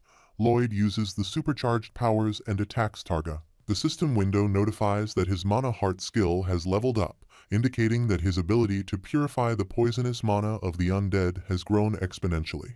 Queen Alicia Termina Magentano also moves to attack him with her sword, striking him and breaking his bones. He screams in pain. Lloyd Frontera believes it's working, and they will emerge victorious. The system window notifies that a new skill option has appeared. Half human, half dragon, indicating that he has absorbed a significant amount of dragon mana and the qualities of a dragon have been added to his mana heart. It further notifies that the dragons he encounters will be interested in him. Javier, Lloyd Frontera, and Queen Alicia Termina Magentano collectively attack him. The scene shifts back to the present, and Lloyd Frontera asks if it is strange for him to ask questions like that. Javier responds affirmatively, stating that it is unusual because he does not seem to be the type to be interested in other people. Lloyd Frontera acknowledges this, admitting that he doesn't really know why he was curious either, and it's not like he is his friend. The scene shifts back to the fight where they cut the dragon's tailbone. Lloyd Frontera and Javier attack him, but he hits Javier, causing Lloyd Frontera to sit down and cover his head. He looks back and sees Javier spitting out blood. Targa moves to run and attacks, throwing Javier and Piporong away, causing his tailbones to come back and stick to his body. He also attempts to attack Lloyd Frontera by placing a claw on him, prompting Lloyd Frontera to call for Javier's help. Queen Alicia Termina Magentano arrives, saving him, and encourages him to pull himself together and find a solution as he always has. She reminds him that the kingdom will fall without him and urges him to find a way to save Javier as he saved her. He reflects that he doesn't know how, as Javier's mana disappeared completely in an instant, and he lacks the ability to heal someone from that. Meanwhile, Javier finds himself submerged in water with his broken sword and realizes he needs to gather his mana. He will expand it and collide it into each other. His aura signals that this is the end for him. However, he believes he needs to save himself. On the other side, she holds Lloyd Frontera on his back and runs from there to rescue him, with Targa following them. He regrets not using his CP to see the ending spoiler and not gathering tons of RP to grow stronger. Nonetheless, he knows he needs to save Javier. He has to do it, and he will do it. He requests her to please let him jump off her back. She asks what. He jumps from her back, determined to save his friend. He plunges into the water, extends his hand toward Javier, and resolves to save his friend. He holds out his hand and instructs Javier to absorb his mana. Javier begins absorbing his mana. Outside the water, Targa attacks Alicia with a magic ball, but Pipodong hits him in the face, distracting him. Meanwhile, underwater, Javier tries to pull himself and notices something off with Master Lloyd's mana. He wonders if this is even mana. It looks like mana, but it's otherworldly and completely different. It's as if it's outside the rules of this world. Jigoming attempts a shit bombardment on Targa, but it doesn't affect him, and he counterattacks. Javier continues absorbing Lloyd's mana and realizes he can't control it. Bengal moves to attack him and distract him, while Queen Alicia Termina Magentano moves to attack him with a sword. She identifies his weak spot and thinks it's the worst timing, but he attacks her and throws her away. On the other side, Javier apologizes, realizing that he has taken on the appearance of Master Lloyd, and his mana is something he cannot understand. He regrets not being able to remain by his side. Lloyd Frontera's face fills with water, and upon seeing it, Javier screams. The system window notifies him that Javier, after seeing that hellish face of his, has come to understand what's outside of causality. Queen Alicia is about to fall, but Jigoming arrives and saves her from falling. The system window notifies that Javier is controlling the mana of the upper world that he absorbed from him, and Javier's body has disregarded some parts of causality. Pipodong, Bengal, Haming, and Jigoming are scared and angry at Targa. Targa attacks them with a magic ball. On the other side, the system window notifies Lloyd that every cell in Javier's body is now functioning as a mana heart. Javier explodes with mana powers, and wings pop out from his body as he emerges from the water while holding Lloyd Frontera. Everyone is shocked to see his angel wings. Lloyd spits out the water. Targa realizes he did not see him coming, but suddenly, he appears in front of him. Javier puts him down, takes his sword, and attacks the dragon bones, turning them into dust. Lloyd Frontera sees this and realizes that Javier did it. He has become the strongest human being mentioned in the Knight of Iron Blood, the Grand Master.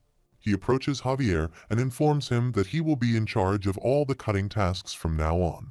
He expresses gratitude for Javier's survival, and Javier reciprocates the sentiment. All his pets become emotional and hug him. The system window notifies him that the number of fates he has saved is 23,513,442, and the number starts increasing quickly. It informs him that the number of fates he has kept is now 31,145,782. It also notifies that the number of lives that it would have directly caused damage to is below that number. He ponders why he received that many more points than a bonus, considering that if the zombie lizard had lived, it would have killed more than 10 million people. The system notifies that among the people he saved, there is one who would create a sturdy business. The jobs created at that person's business would keep a family that would have starved to death. When the child of that family grows up into an adult, he will save someone who falls into the water, and that person is a doctor. It notifies that the doctor creates an incredible medicine, and the chain of effects from all of these has been taken into consideration and added to him as DP. A life that he saves does not affect that person alone. He thinks if 1 DP can be converted into 1,000 gold, he will become a very happy man. The message box says forget it. Just then, Javier calls him and informs him that he heard the bone dragon did not die, suggesting they need to do something about it. He observes that it's already starting to move and asks if he should cut it down further. Lloyd Frontera disagrees, stating no. The system window notifies that Undead Domination Level 2 has been achieved. He suggests letting it revive quickly.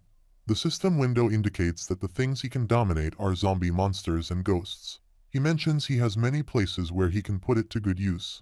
The system clarifies that the things he can dominate include zombie monsters, ghosts, and bone dragons. The dragon bones start to revive, and they observe it. It fully revives. The system window notifies that the parasitic soul within the bone dragon's bones has rejected the undead domination and asks if he would like to purge the parasitic soul. Lloyd Frontera responds, of course he does. The system window notifies that his mind has transferred into the dragon's skull to defeat the king of black mages, Targa, and obtain the bones.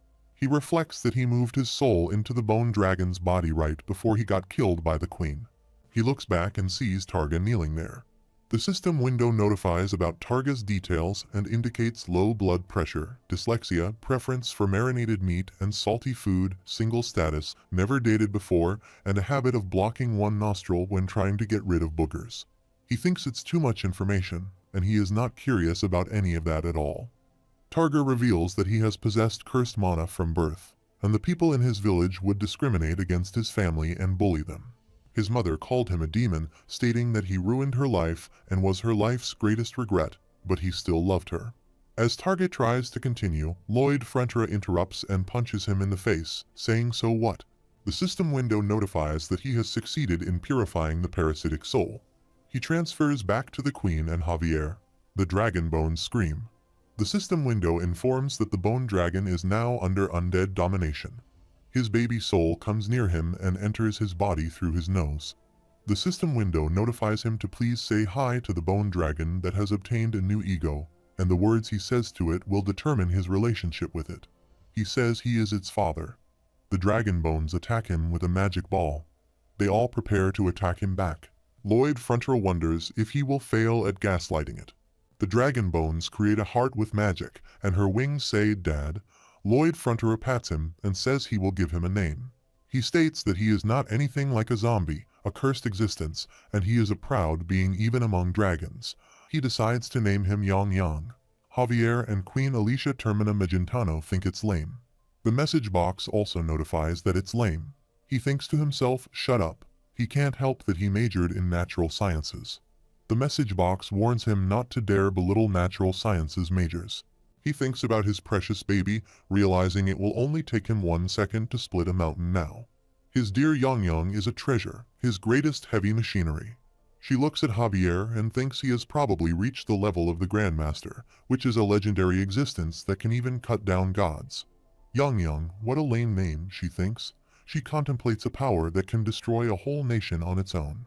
Lloyd Frontera, a man who could destroy the entire world in just one morning, is now out of his hands. The scene shifts to Queen Alicia Termina Magentano standing in front of her people.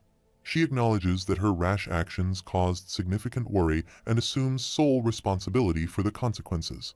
She credits Lloyd for preventing casualties in a massive disaster, although he attempts to dissuade her from mentioning his name through gestures and pleas. She reflects on the irony of the most powerful individual in the world being someone with aspirations of wealth and rural living, as well as an irritating personality. Queen Alicia publicly attributes the successful outcome to Lloyd Frontera, prompting the gathered crowd to express their joy. In a playful gesture, she teases him by sticking out her tongue. After a while, Lloyd Frontera remarks nice. He mentions that the Queen has promised to pay him 2 billion gold for restoration work, and he feels empowered as if he could face a dragon now. Javier sits nearby, holding his pillow, and asks if Lloyd has forgotten that they all nearly died. Lloyd responds that the key word is almost. Everyone survived, and that's what truly matters. He asserts that he can do much more than merely pass the time now. He can live life like an emperor. Javier inquires if Lloyd considers himself akin to a god. Lloyd dismisses the idea, expressing doubt. If he were a god, he quips, he wouldn't have a face like his own. Lloyd Frontera grimaces and expresses his desire to leave. Javier inquires about the whereabouts of the real Lloyd Frontera, questioning if he is deceased. Lloyd responds that he doesn't know. Upon awakening, he finds himself inhabiting this body. Javier probes further, asking if Lloyd intentionally took over the body of the real Lloyd Frontera. Lloyd confirms, saying yes. Javier reclines on the sofa and requests Lloyd to sing a lullaby. Lloyd acknowledges the request and questions whether Javier believes everything he has said. Javier observes that Lloyd wears an annoyingly shameless expression when lying, but when telling the truth, he appears vulnerable somewhere. Just then, there is a knock at the door, followed by a voice announcing their entrance. Lloyd Frontera inquires about the visitor's identity and questions whether they entered without prior notice. Javier remarks that he senses no mana from him and concludes that they are not living beings. He introduces themselves as Dragon Antiques, or more precisely, a messenger of Antiques and the original soul of the bone dragon that Lloyd defeated. Lloyd Frontera asks the reason for their visit. He responds nonchalantly, stating that they aren't surprised. Lloyd Frontera questions whether there's a reason to be surprised. He clarifies, mentioning Lloyd's earlier acknowledgement of their dragon nature, but then dismisses the thought, suggesting they forget about it.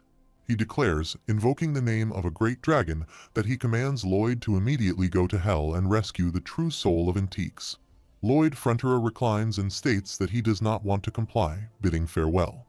Emotionally, he urges him to wait, pleading with him not to act in such a manner. and asks if he cannot assist him, adding a please. Lloyd Frontera questions his persistence and reiterates that he will not undertake the task. He offers to grant Lloyd membership in the Dragon King's circle if he rescues the soul. Lloyd Frontera remarks on his shrewdness in business and requests to hear the benefits of such membership. The scene shifts 5 hours ago to where soldiers are working on the canal's restoration. They are trying to remove heavy trees from the canal and are urged to pick up the pace on the canal's restoration. It is said that they will send a separate group to deal with the destroyed parts of the forest. They all work diligently while Lloyd Frontera sits calmly and drinks coconut water. Queen Alicia Termina Magentano approaches him from behind and calls out to him. He admits he was caught and explains that he was just resting for a little while. She questions why he isn't keeping watch and remarks that a grandmaster like him can't even detect someone coming nearby while drinking something. What a messed up situation. He quickly bows in front of her as she states he's a supervisor. It's not his job to move the logs himself. He agrees and says that's correct. He was just collecting his thoughts back there. She asks why he said he was caught. He attempts to say something while she instructs his soldier to leave them alone, and he agrees and walks away. She beckons him to come closer, stating she has something to tell him but needs to whisper. She attempts to use her blast powers, but she finds herself unable to do so and begins to tremble. She acknowledges the sensational feeling but quickly dismisses it, realizing that if she were to become his enemy, her kingdom would be destroyed. She can't simply slap his buttocks just because she's the queen. However, she realizes it looks so tempting for a spanking that she does it without realizing it. Lloyd Frontera addresses her as Her Highness, expressing his willingness to accept any punishment if he has done something wrong. Javier chimes in, stating he would gladly accept having his buttocks hit, knowing he was a pervert. He retorts that he's not a jerk, that was just an idiomatic expression, she shouldn't put words in his mouth. The message window notifies him that a natural science student is using an idiomatic expression. He reflects that natural science students know things like that too. She inquires where he sent the bone dragon and expresses concern about the potential commotion if someone were to see it. He reassures her that he has already considered that and orders her to hide in a faraway land where no humans visit. She remarks that it listens to him like a dog and points out that he has a grandmaster and a bone dragon, asking if he's not aware that he has the strongest forces in the world within his county. He responds that he understands her concerns, addresses her as Her Highness, and states that power is necessary to maintain peace and stability. He states that he would be crazy to try and use them for himself, emphasizing that he's simply someone under her care and will forever be a citizen of hers. She expresses gratitude towards him, and he reciprocates by thanking her for her gracious words. Afterward, she returns to her palace and contemplates the concept of controlling a strong power, realizing that he is much stronger than he appears. She feels increasingly weak and collapses, prompting her soldiers to rush to her aid.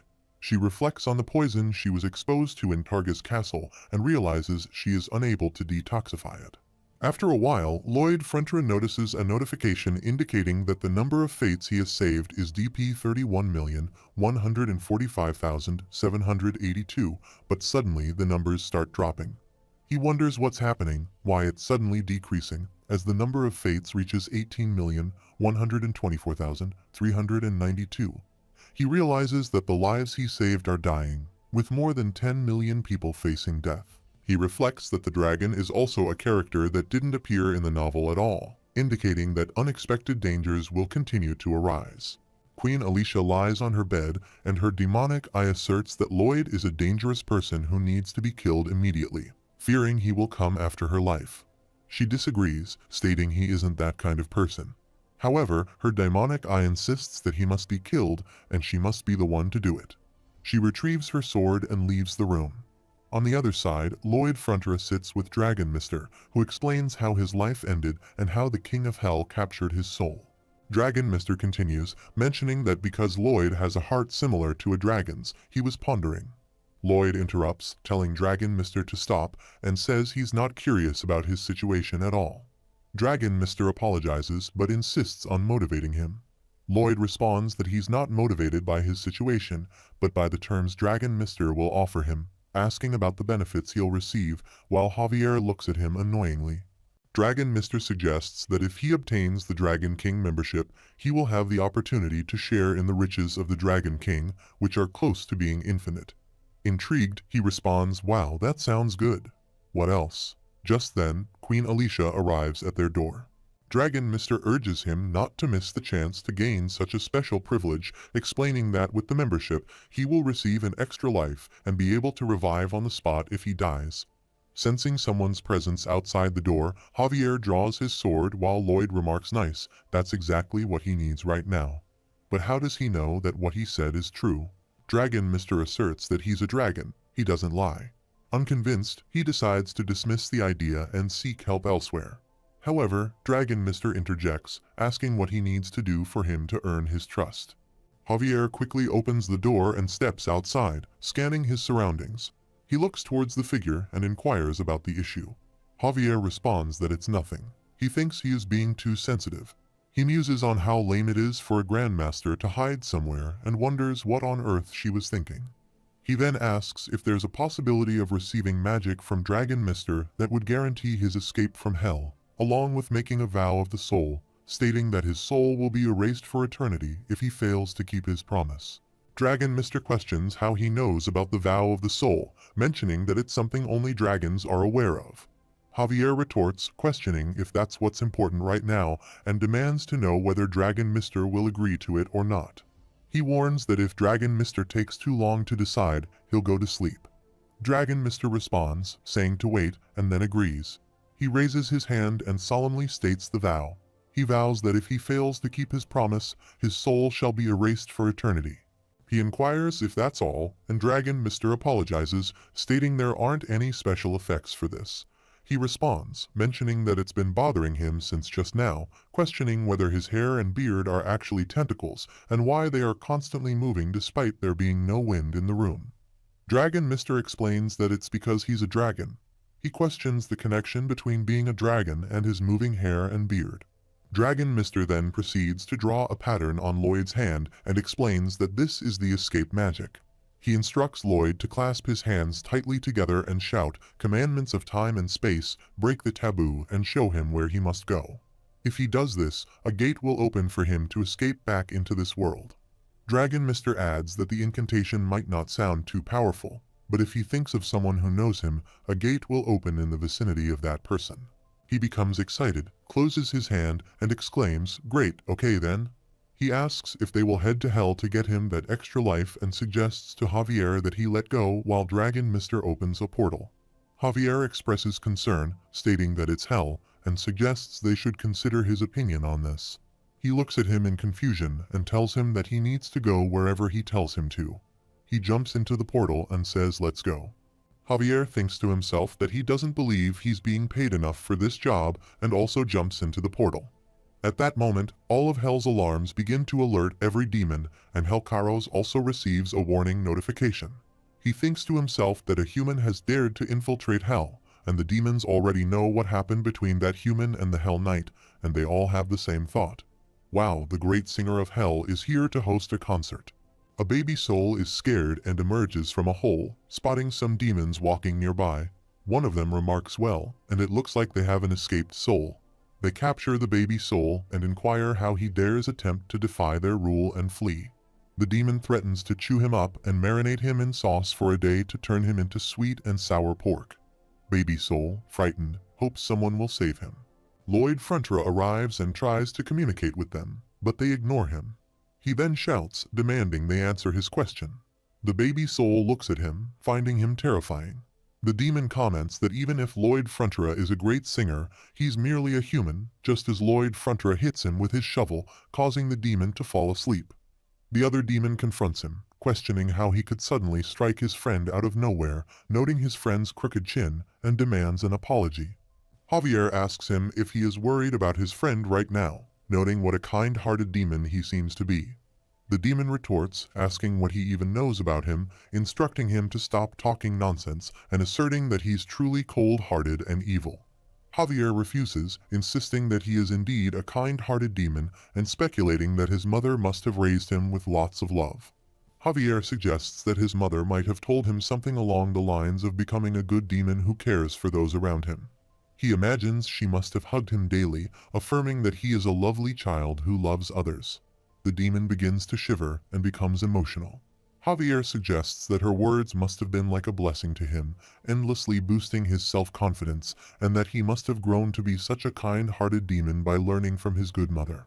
He cries and refuses, while Javier again asks if this is what his mother said to him when he got angry, emphasizing that the feeling he has is also a part of him, so he should be sure to protect those emotions. He refuses and says his mom didn't do that, while Javier expresses hope that he'll be nice to his mother. Meanwhile, Lloyd Frontera looks at them, and the demon shouts to take them back right now, calling him mean. Lloyd tells Javier that he went a little overboard there, to which Javier replies, asking what he means. Lloyd remarks that Javier is super talented at tearing a demon apart, but even so, there are certain boundaries he shouldn't cross. The demon asks what just happened, and Javier attacks him as well with his shovel, throwing him away. The other demon approaches Javier, hugs him, and cries profusely. Lloyd Frontera again runs to attack him, while the demon cries and says his mom said she was glad he was born, and she said that he was her happiness. The demon says to ask him anything he wants, and he'll answer everything, then sits in front of him. Lloyd Frontera remarks that it's great. It looks like he's finally ready to answer. The demon responds that Lloyd never gave him a chance to answer though. Lloyd Frontera asks if he would have answered if he hadn't beaten him up, while the other demon continues to hug Javier. The demon replies to Lloyd, stating that no, he wouldn't have answered, and he finds this man acting in unexpected ways like it's nothing, which makes him respect him. He then asks the first question, revealing an object, and asks if it's a smartphone while showing him the phone. The demon responds saying no, it's the spirit phone. Lloyd Frontera asks why the phone is giving weird replies. The demon explains that the spirit phone doesn't have a search function, and he can't find any information on hell. Even if he does find something, 40% of it is lies while he looks at his spirit phone. He responds, stating that if 40% of it is real information, that's already way better than the human world. The demon asks, surprised, if he saw through his lie, to which he replies that demons are just full of lies. He then asks his second question, where's the castle of the King of Hell? The demon responds that he already told him the castle is in the west and questions why he is heading to the east. He retorts that it's because the demon lied, calling him a little liar, and asks if he's happy that he's swearing at him, remarking on his behavior. He then demands that the demon tell him everything he knows about the King of Hell and about hell itself, stating that he'll berate him with swear words when they reach the castle. The demon remarks that it sounds really tempting. Then, the demon asks, by the way, since he's a human, how is he fine within the high heat flames of hell?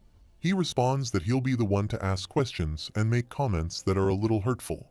Suddenly, the message window notifies him that the tidal effect has been activated.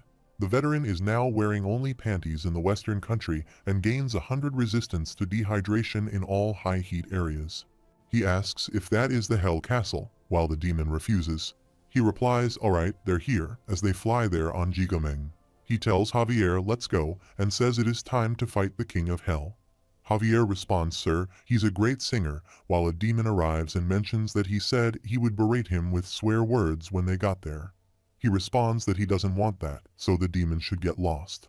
The demon remarks, well, that really made him start falling in love, while the other demon waves his hand to say goodbye to Javier. They both walk towards the Castle of Hell, where two guards see them and ask what's that.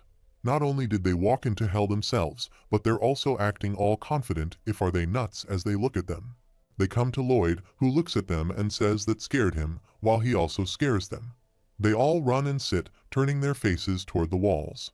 He laughs and remarks that hell is such an easy place, while Javier also chimes in, advising them to be careful as they don't know what might appear. The guard captain of the King of Hell introduces himself as Heliximus, the guard captain of the King of Hell's office and the 2nd Brigade's general.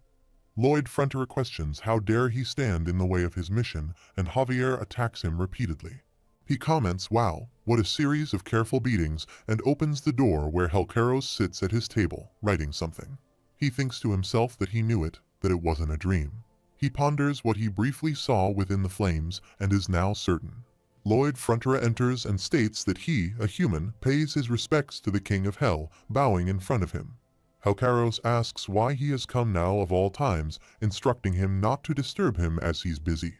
Lloyd responds that he wants to get off work, and Helcaros stops writing, asking why he's stating the obvious, questioning if he can help him achieve it.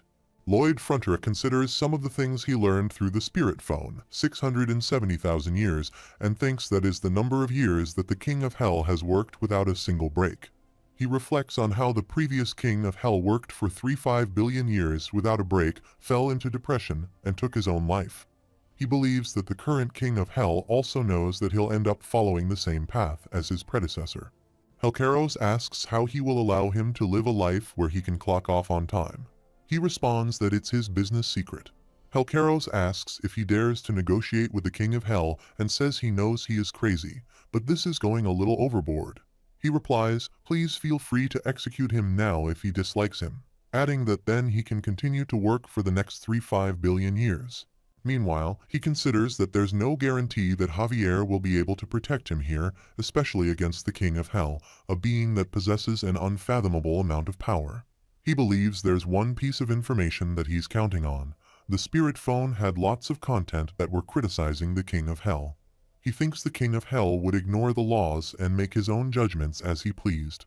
He sees a message on the spirit phone that it's shocking news that the current King of Hell has broken the laws of Hell and executed a soul, leading to the decision to take down the King of Hell. However, he realizes there isn't any solid evidence that means the King of Hell is actually someone who strictly executes laws. He decides to bet that he's an above-the-board and honest employee. After a while, Helcaros calls him, asking what Soo Ho wants. He believes he has gained the upper hand in this negotiation, understanding that the one who's more desperate is the loser. He bows and says he wants the soul of Antiques, which he has detained there, to be freed. Helcaros asks if he's referring to this, showing him a baby dragon captured in a magical bowl. He explains that he only keeps it for his own entertainment, so it isn't of great value to him. He then asks, all right, now that he has shown him what he wants to see, isn't it time for him to give him an answer and inquire how he will help him knock off work? Lloyd Frontera responds that he will set up an expressway. He thinks that while the crazy workload is a problem, there's a bigger issue for the King of Hell. He believes that after being judged by the King of Hell, the souls are escorted to the gate of reincarnation. He also believes that the demons would then transport those souls in carts, but due to the messed up terrain of Hell, the routes keep changing. He thinks that the demons are too stupid to find a new route on their own, while he sees some demons who throw souls into the fire. He reflects that in the end, the King of Hell has to keep updating the new routes in real time, which is the core reason he's unable to knock off work.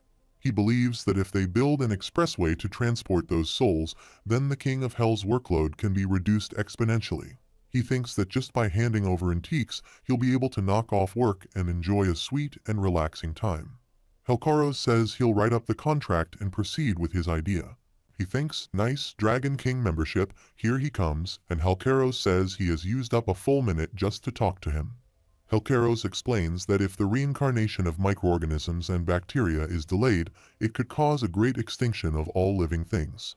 Helcaros mentions that he doesn't have the time to plan manpower and material supplies for him and states that demons who want to work are already transporting souls. He adds that he can do whatever he wants with the idiots that are left and send some documents to him. Meanwhile, he responds that he's an expert when it comes to delegating tasks, and he just needs one announcement from him on the spirit phone and it'll all be resolved. He grabs the documents, and they both teleport to another location. He exclaims, wow, the King of Hell's power is incredible. He marvels at how the king is able to teleport them with just the wave of a finger and remarks that it's the gate of reincarnation. It looks like a black hole as he gazes at the gate. He adds that it would be the end of him if he got too close to it. Javier asks if his name is Soo Ho, or whatever his name is, to tell him his plans. Lloyd Frontera thinks that Javier already knows that he's not Lloyd Frontera, and he can't tell what he's thinking. Javier says, as he explained to the King of Hell just now, that they'll be making a road with iron and asks if iron would be able to last above the lava. He responds that he'd only suggest it if it were possible, while he receives a message on his spirit phone about the concert of the great singer of Hell, Lloyd Frontera, which is located at the ends of Hell and is scheduled for 5 hours from now. A demon says, take a look at this, he's really holding a concert. It's so exciting. Another demon remarks that he can't believe he'll be hearing the rumored singing of Hell in person and suggests they go quickly. Yet another demon adds that his heart is racing quickly. He looks at them and thinks that if he dares to mess up his pitch or miss a beat, they'll drag him all the way down since he's supposed to be better than them. They request him to sing for them again and again, but he replies that he's not going to sing. They respond that they came all the way there just to hear him sing and ask why he isn't singing. He replies because he doesn't feel like it. One of the demons says he can feel his blood pressure rising and abuses him. Another demon threatens to kill him if he doesn't come down, and they ask him to keep his promise. He says, Javier, it's his turn now. Javier asks if he thinks promises need to be kept. They assert that, of course, promises are meant to be kept. He agrees, saying they're right and should keep his promise, while Javier remarks that they all must have been taught some manners at home. They retract their words, telling him not to keep his promise and say to wait a minute, as they don't know what to do anymore. He laughs and calls them idiots, saying it's so easy to make fools out of them. The demon says he can't take this anymore and orders to bring him down. He starts dancing, laughs, and says come on up if he thinks he can. They complain that it's infuriating, driving them nuts, and plead for someone to do something about him, feeling frustrated. He thinks, gets angry, goes crazy, and lets every single vessel within his body be filled with hatred for him. He believes that when that happens, all of them will become his unpaid slaves. Jigomeng arrives, and Lloyd Frontera says if they hate what they see, then they should try catching him while all the demons get angry and threaten to kill him. Flames fire up more, and Lloyd Frontera sits on Jigomeng and flies away. He says come on, bring it on, while they ask if he thinks they can't cross that and tell him to wait right there. They run, and with the help of a pole, they try to come out. He throws a stone toward them, hitting that demon and throwing him into the fire, but he saves himself as he falls on a rock. That demon and all his other team members are scared. He looks at them and says what a shame and thinks that the demon is really going to kill him, while he lies down there calmly and sees the Archdemon's civic center. A demon announces there that everyone, they are demon, and how can they let him do this to them? They have to kill him. This means war, and he shouts, Lava Centipede Squad, take charge. Many lava centipedes run towards him to attack, and the system notifies him that they're creatures of hell that possess lava-resistant scales, and they generally move in straight lines, so they're used for charging. The demon sits on a centipede and instructs the others to follow him. He gives instructions to them, and they notice his chair is empty now, asking where he has gone. The lava centipedes start smelling something and run so fast, while the demons ask what's wrong, what's happening to them. They see the centipedes and notice that they seem to be smelling something. They ask them to stop moving while they run towards a cave. The demons quickly descend, and they enter the cave where Ji Jemong takes a bath. Lloyd Frontera and Javier sit near him, with Javier sharpening his sword. Lloyd Frontera looks at the lava centipedes and says they caught on the scent of chicken broth. He throws some blocks toward them, and the demon seems at these while he counts numbers. Javier attacks that demon and kills him, and all the other lava centipedes also try to enter the cave. The demons order them to go back and retreat, asking what's this and what's happening inside, and they say Javier and Lloyd Frontera are murderers and cry for help. Lloyd Frontera arranges the blocks in a line and says now 32,435 free materials obtained. He thinks the operation to bait the centipedes with chicken broth is a success, and they all bow in front of him. He says he has also obtained a workforce and laughs. He says let's dig some ground, his free laborers. Helcaros looks at his screen and thinks that the guy gathered information about him and the creatures of hell, and he knew all of that in advance before he came up with the railroad idea. He was only thinking of capturing him to use him as an advisor. Meanwhile, Lloyd Frontera is contemplating whether he can delegate his job to someone else while he observes all the demons digging there. He thinks, of course, there's no way the demons would perform their work obediently. They would likely attempt to escape the public CCTV and incite a riot. Meanwhile, Javier captures a demon by its horn and drags it along with him, causing fear among the others who witness it. They all shout, demanding their freedom and rights. Javier asserts that it's the right thing to do, resorting to abusive language, which prompts the others to cover their mouths in shock. However, he also realizes that there are limits to the effectiveness of such violent methods. All the demons continue to work, carrying bags to another location. One of them struggles with a heavy bag and falls down, prompting another demon to inquire if he is all right. Lloyd Frontera arrives and extends a hand to the fallen demon, saying, "Here, take his hand." The demon accepts the gesture, but Lloyd crushes his hand, causing the demon to scream in pain. He approaches him, telling him to get up quickly and work, advising him not to act weak, noting that he can clearly see all his muscles. He mentions that he only helped that guy for 5 seconds before slacking off. Grasping his horns, he insists that he wants him to carry 5 times what he's currently carrying. The demons begin to cry and hug each other, declaring him a villain, trash, and the most terrible person in the world. They believe this is why they can't help but fall in love with him, seeing him as the role model for all demons from whom they need to learn. As he walks away, he believes he has successfully won over the demons' hearts. Later, he instructs them to repeat after him, emphasizing safety, while a baby demon hides, contemplating the voice he hears from somewhere. He remarks that there's no safety for demons like them and continues on his way. He adds that of course there won't be any breaks either, stating they can rest after they're dead. The baby demon becomes angry and questions why that bastard is here. The scene shifts to a few years ago in Frontera territory. There, he contemplates one day randomly losing his body. His body feels cold, and his soul looks at his body, wondering who that bastard is. He shouts at the figure, demanding his body back and hurling insults. He attempts to attack his body, but a shield appears to stop him. Confused, he asks how this happened and questions the identity of the figure, whether they are a wizard or a demon. His body responds, irritating him with its tone, stating that he already knows this message. He wonders if the figure is just some crazy bastard and notices a Grim Reaper, which frightens him. Javier also arrives at the scene. The Grim Reaper inquires about the situation, addressing him as chief and explaining that he is out on a business trip due to a report from the soul sensor. However, he notes that the soul's color is strange red. The Grim Reaper further states that the soul is not registered as scheduled for death, which is unusual. He attempts to intervene, urging everyone to calm down for the time being. The Grim Reaper remarks that the case is currently peculiar. He doesn't know if it's an error on their end or if there's something else going on, so they need to look into it. He ponders what the hell. This person's visual and tone of voice don't fit at all. The Grim Reaper then returns, requesting them to wait there for a moment while they sort things out.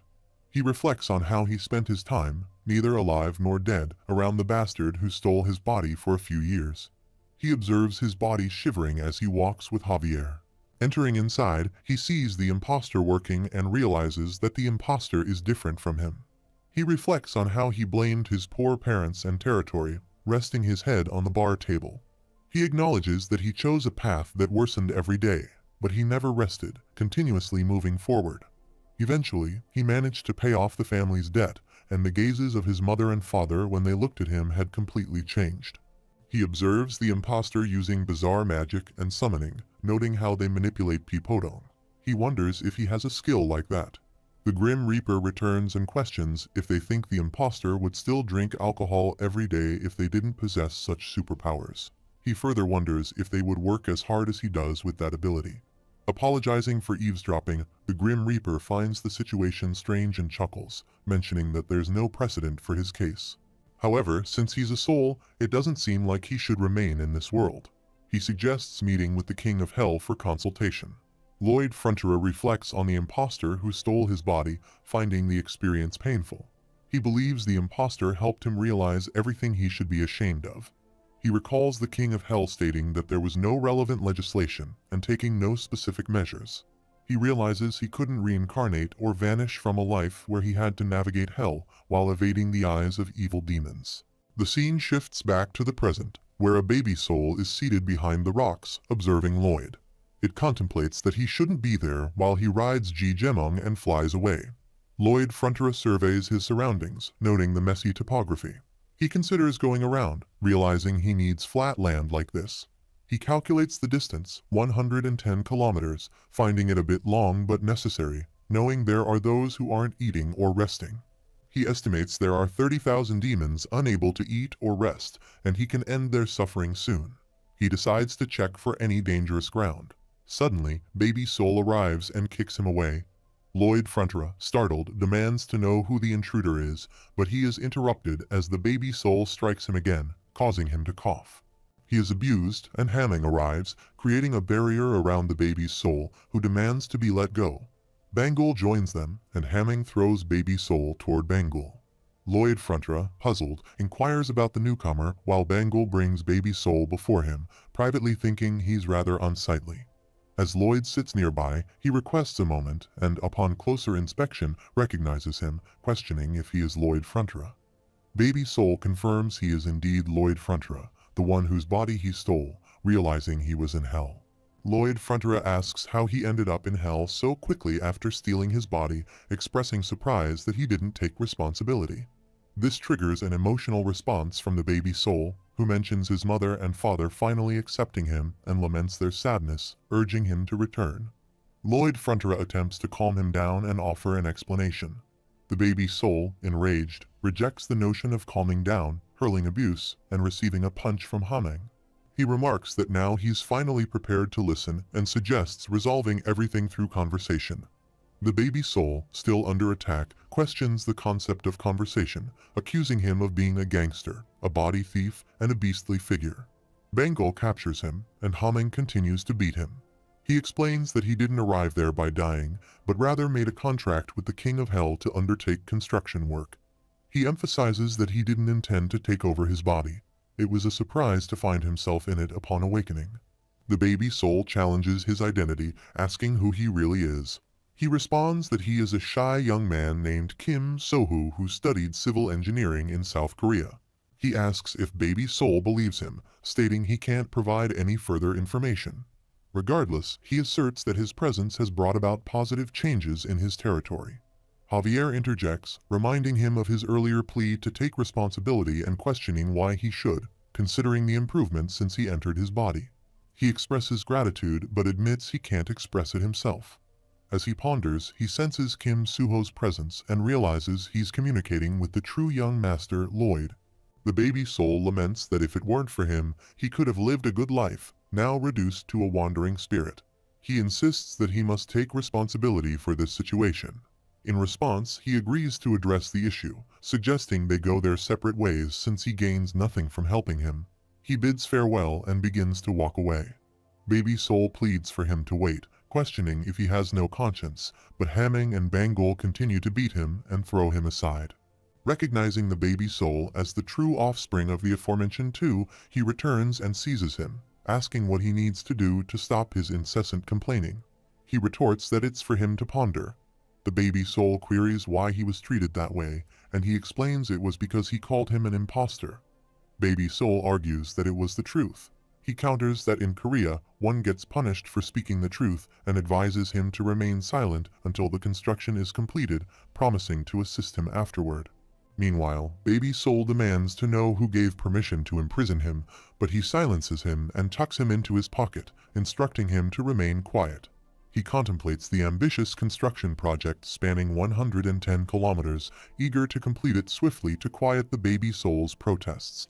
He plans out the stages, first completing the roadbed, then using pyroclastic rocks for Stage 2, followed by laying out rail ties made from centipede legs for Stage 3.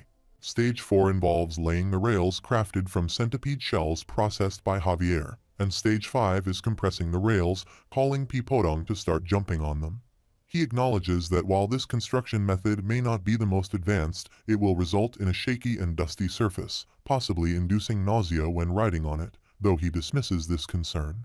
He informs Javier that he will conduct an inspection round to ensure proper supervision. Javier acknowledges his instructions. He ponders the nature of this imposter, acknowledging their history of productivity, but noting that they've been tirelessly working for over a month without rest. He wonders when they will take time to relax and enjoy themselves, questioning if this is their usual lifestyle. Recalling Grim Reaper's words about the imposter's superpowers, he wonders if they had such abilities, would they still choose to work so diligently, or would they indulge in alcohol and leisure activities instead? He concludes that the imposter is cheap, petty, and likely to flee at the first sign of trouble. Irritated by the incessant noise, he realizes he hasn't slept for 20,000 years and wonders who is causing the disturbance. Unable to tolerate it any longer, he triggers a volcanic eruption, causing Dunkleos to emerge and demand that the noise cease so he can sleep. He becomes scared and wonders why something always appears when working on construction. Dunkleos expresses frustration, stating he tried to tolerate it, but this is too much, questioning if that's what's causing all the commotion. The demons scatter and warn others, shouting that it's Dunkleo's and advising them to run away. He questions why Dunkleo's is awake already when it's supposed to be asleep for another 10,000 years. They observe Lloyd and comment on how quickly the human is running, criticizing him as selfish and hurling abuse. Dunkleo's inquires if Lloyd is the source of the disturbance, suggesting it might quiet down if he stomps on him. However, Lloyd swiftly evades the attack. Dunkleo's continues to abuse him, remarking that in life, things can get noisy, questioning why Lloyd would cause trouble when he could simply endure it. Offended, Dunkleo's demands to know if Lloyd is accusing him of being in the wrong. The demons become excited and praise him, stating that no human should be able to be so shameless, but he was able to do it. Dunkleo's declares, "All right then, let's see which one of them dies today," and rushes to attack him while he calls for Javier. Javier arrives within a second, but he remains still there. He then orders Javier to cut him up, prompting Javier to reply honestly, stating he thinks it would be right for them to apologize this time round, because they are the ones causing the inconvenience after all. He asks what is meant by inconvenience and shouts that he is the one being inconvenienced here, claiming he is the only one being considerate too. Dunkleo's attacks him while he taps his feet on the floor in anger, breaking a rock where demons are standing, causing them to fall into the lava and cry for help. He also almost falls into the lava, but Javier grabs him, and they both fly on Jijimong, though he falls down on a mountain. Javier flies towards him and attacks him again and again, causing him to divide into many parts. While Javier looks at him, he gathers again and returns to his real state, asking if Javier just hit him. He looks at Javier and realizes that Javier's attack didn't work on him,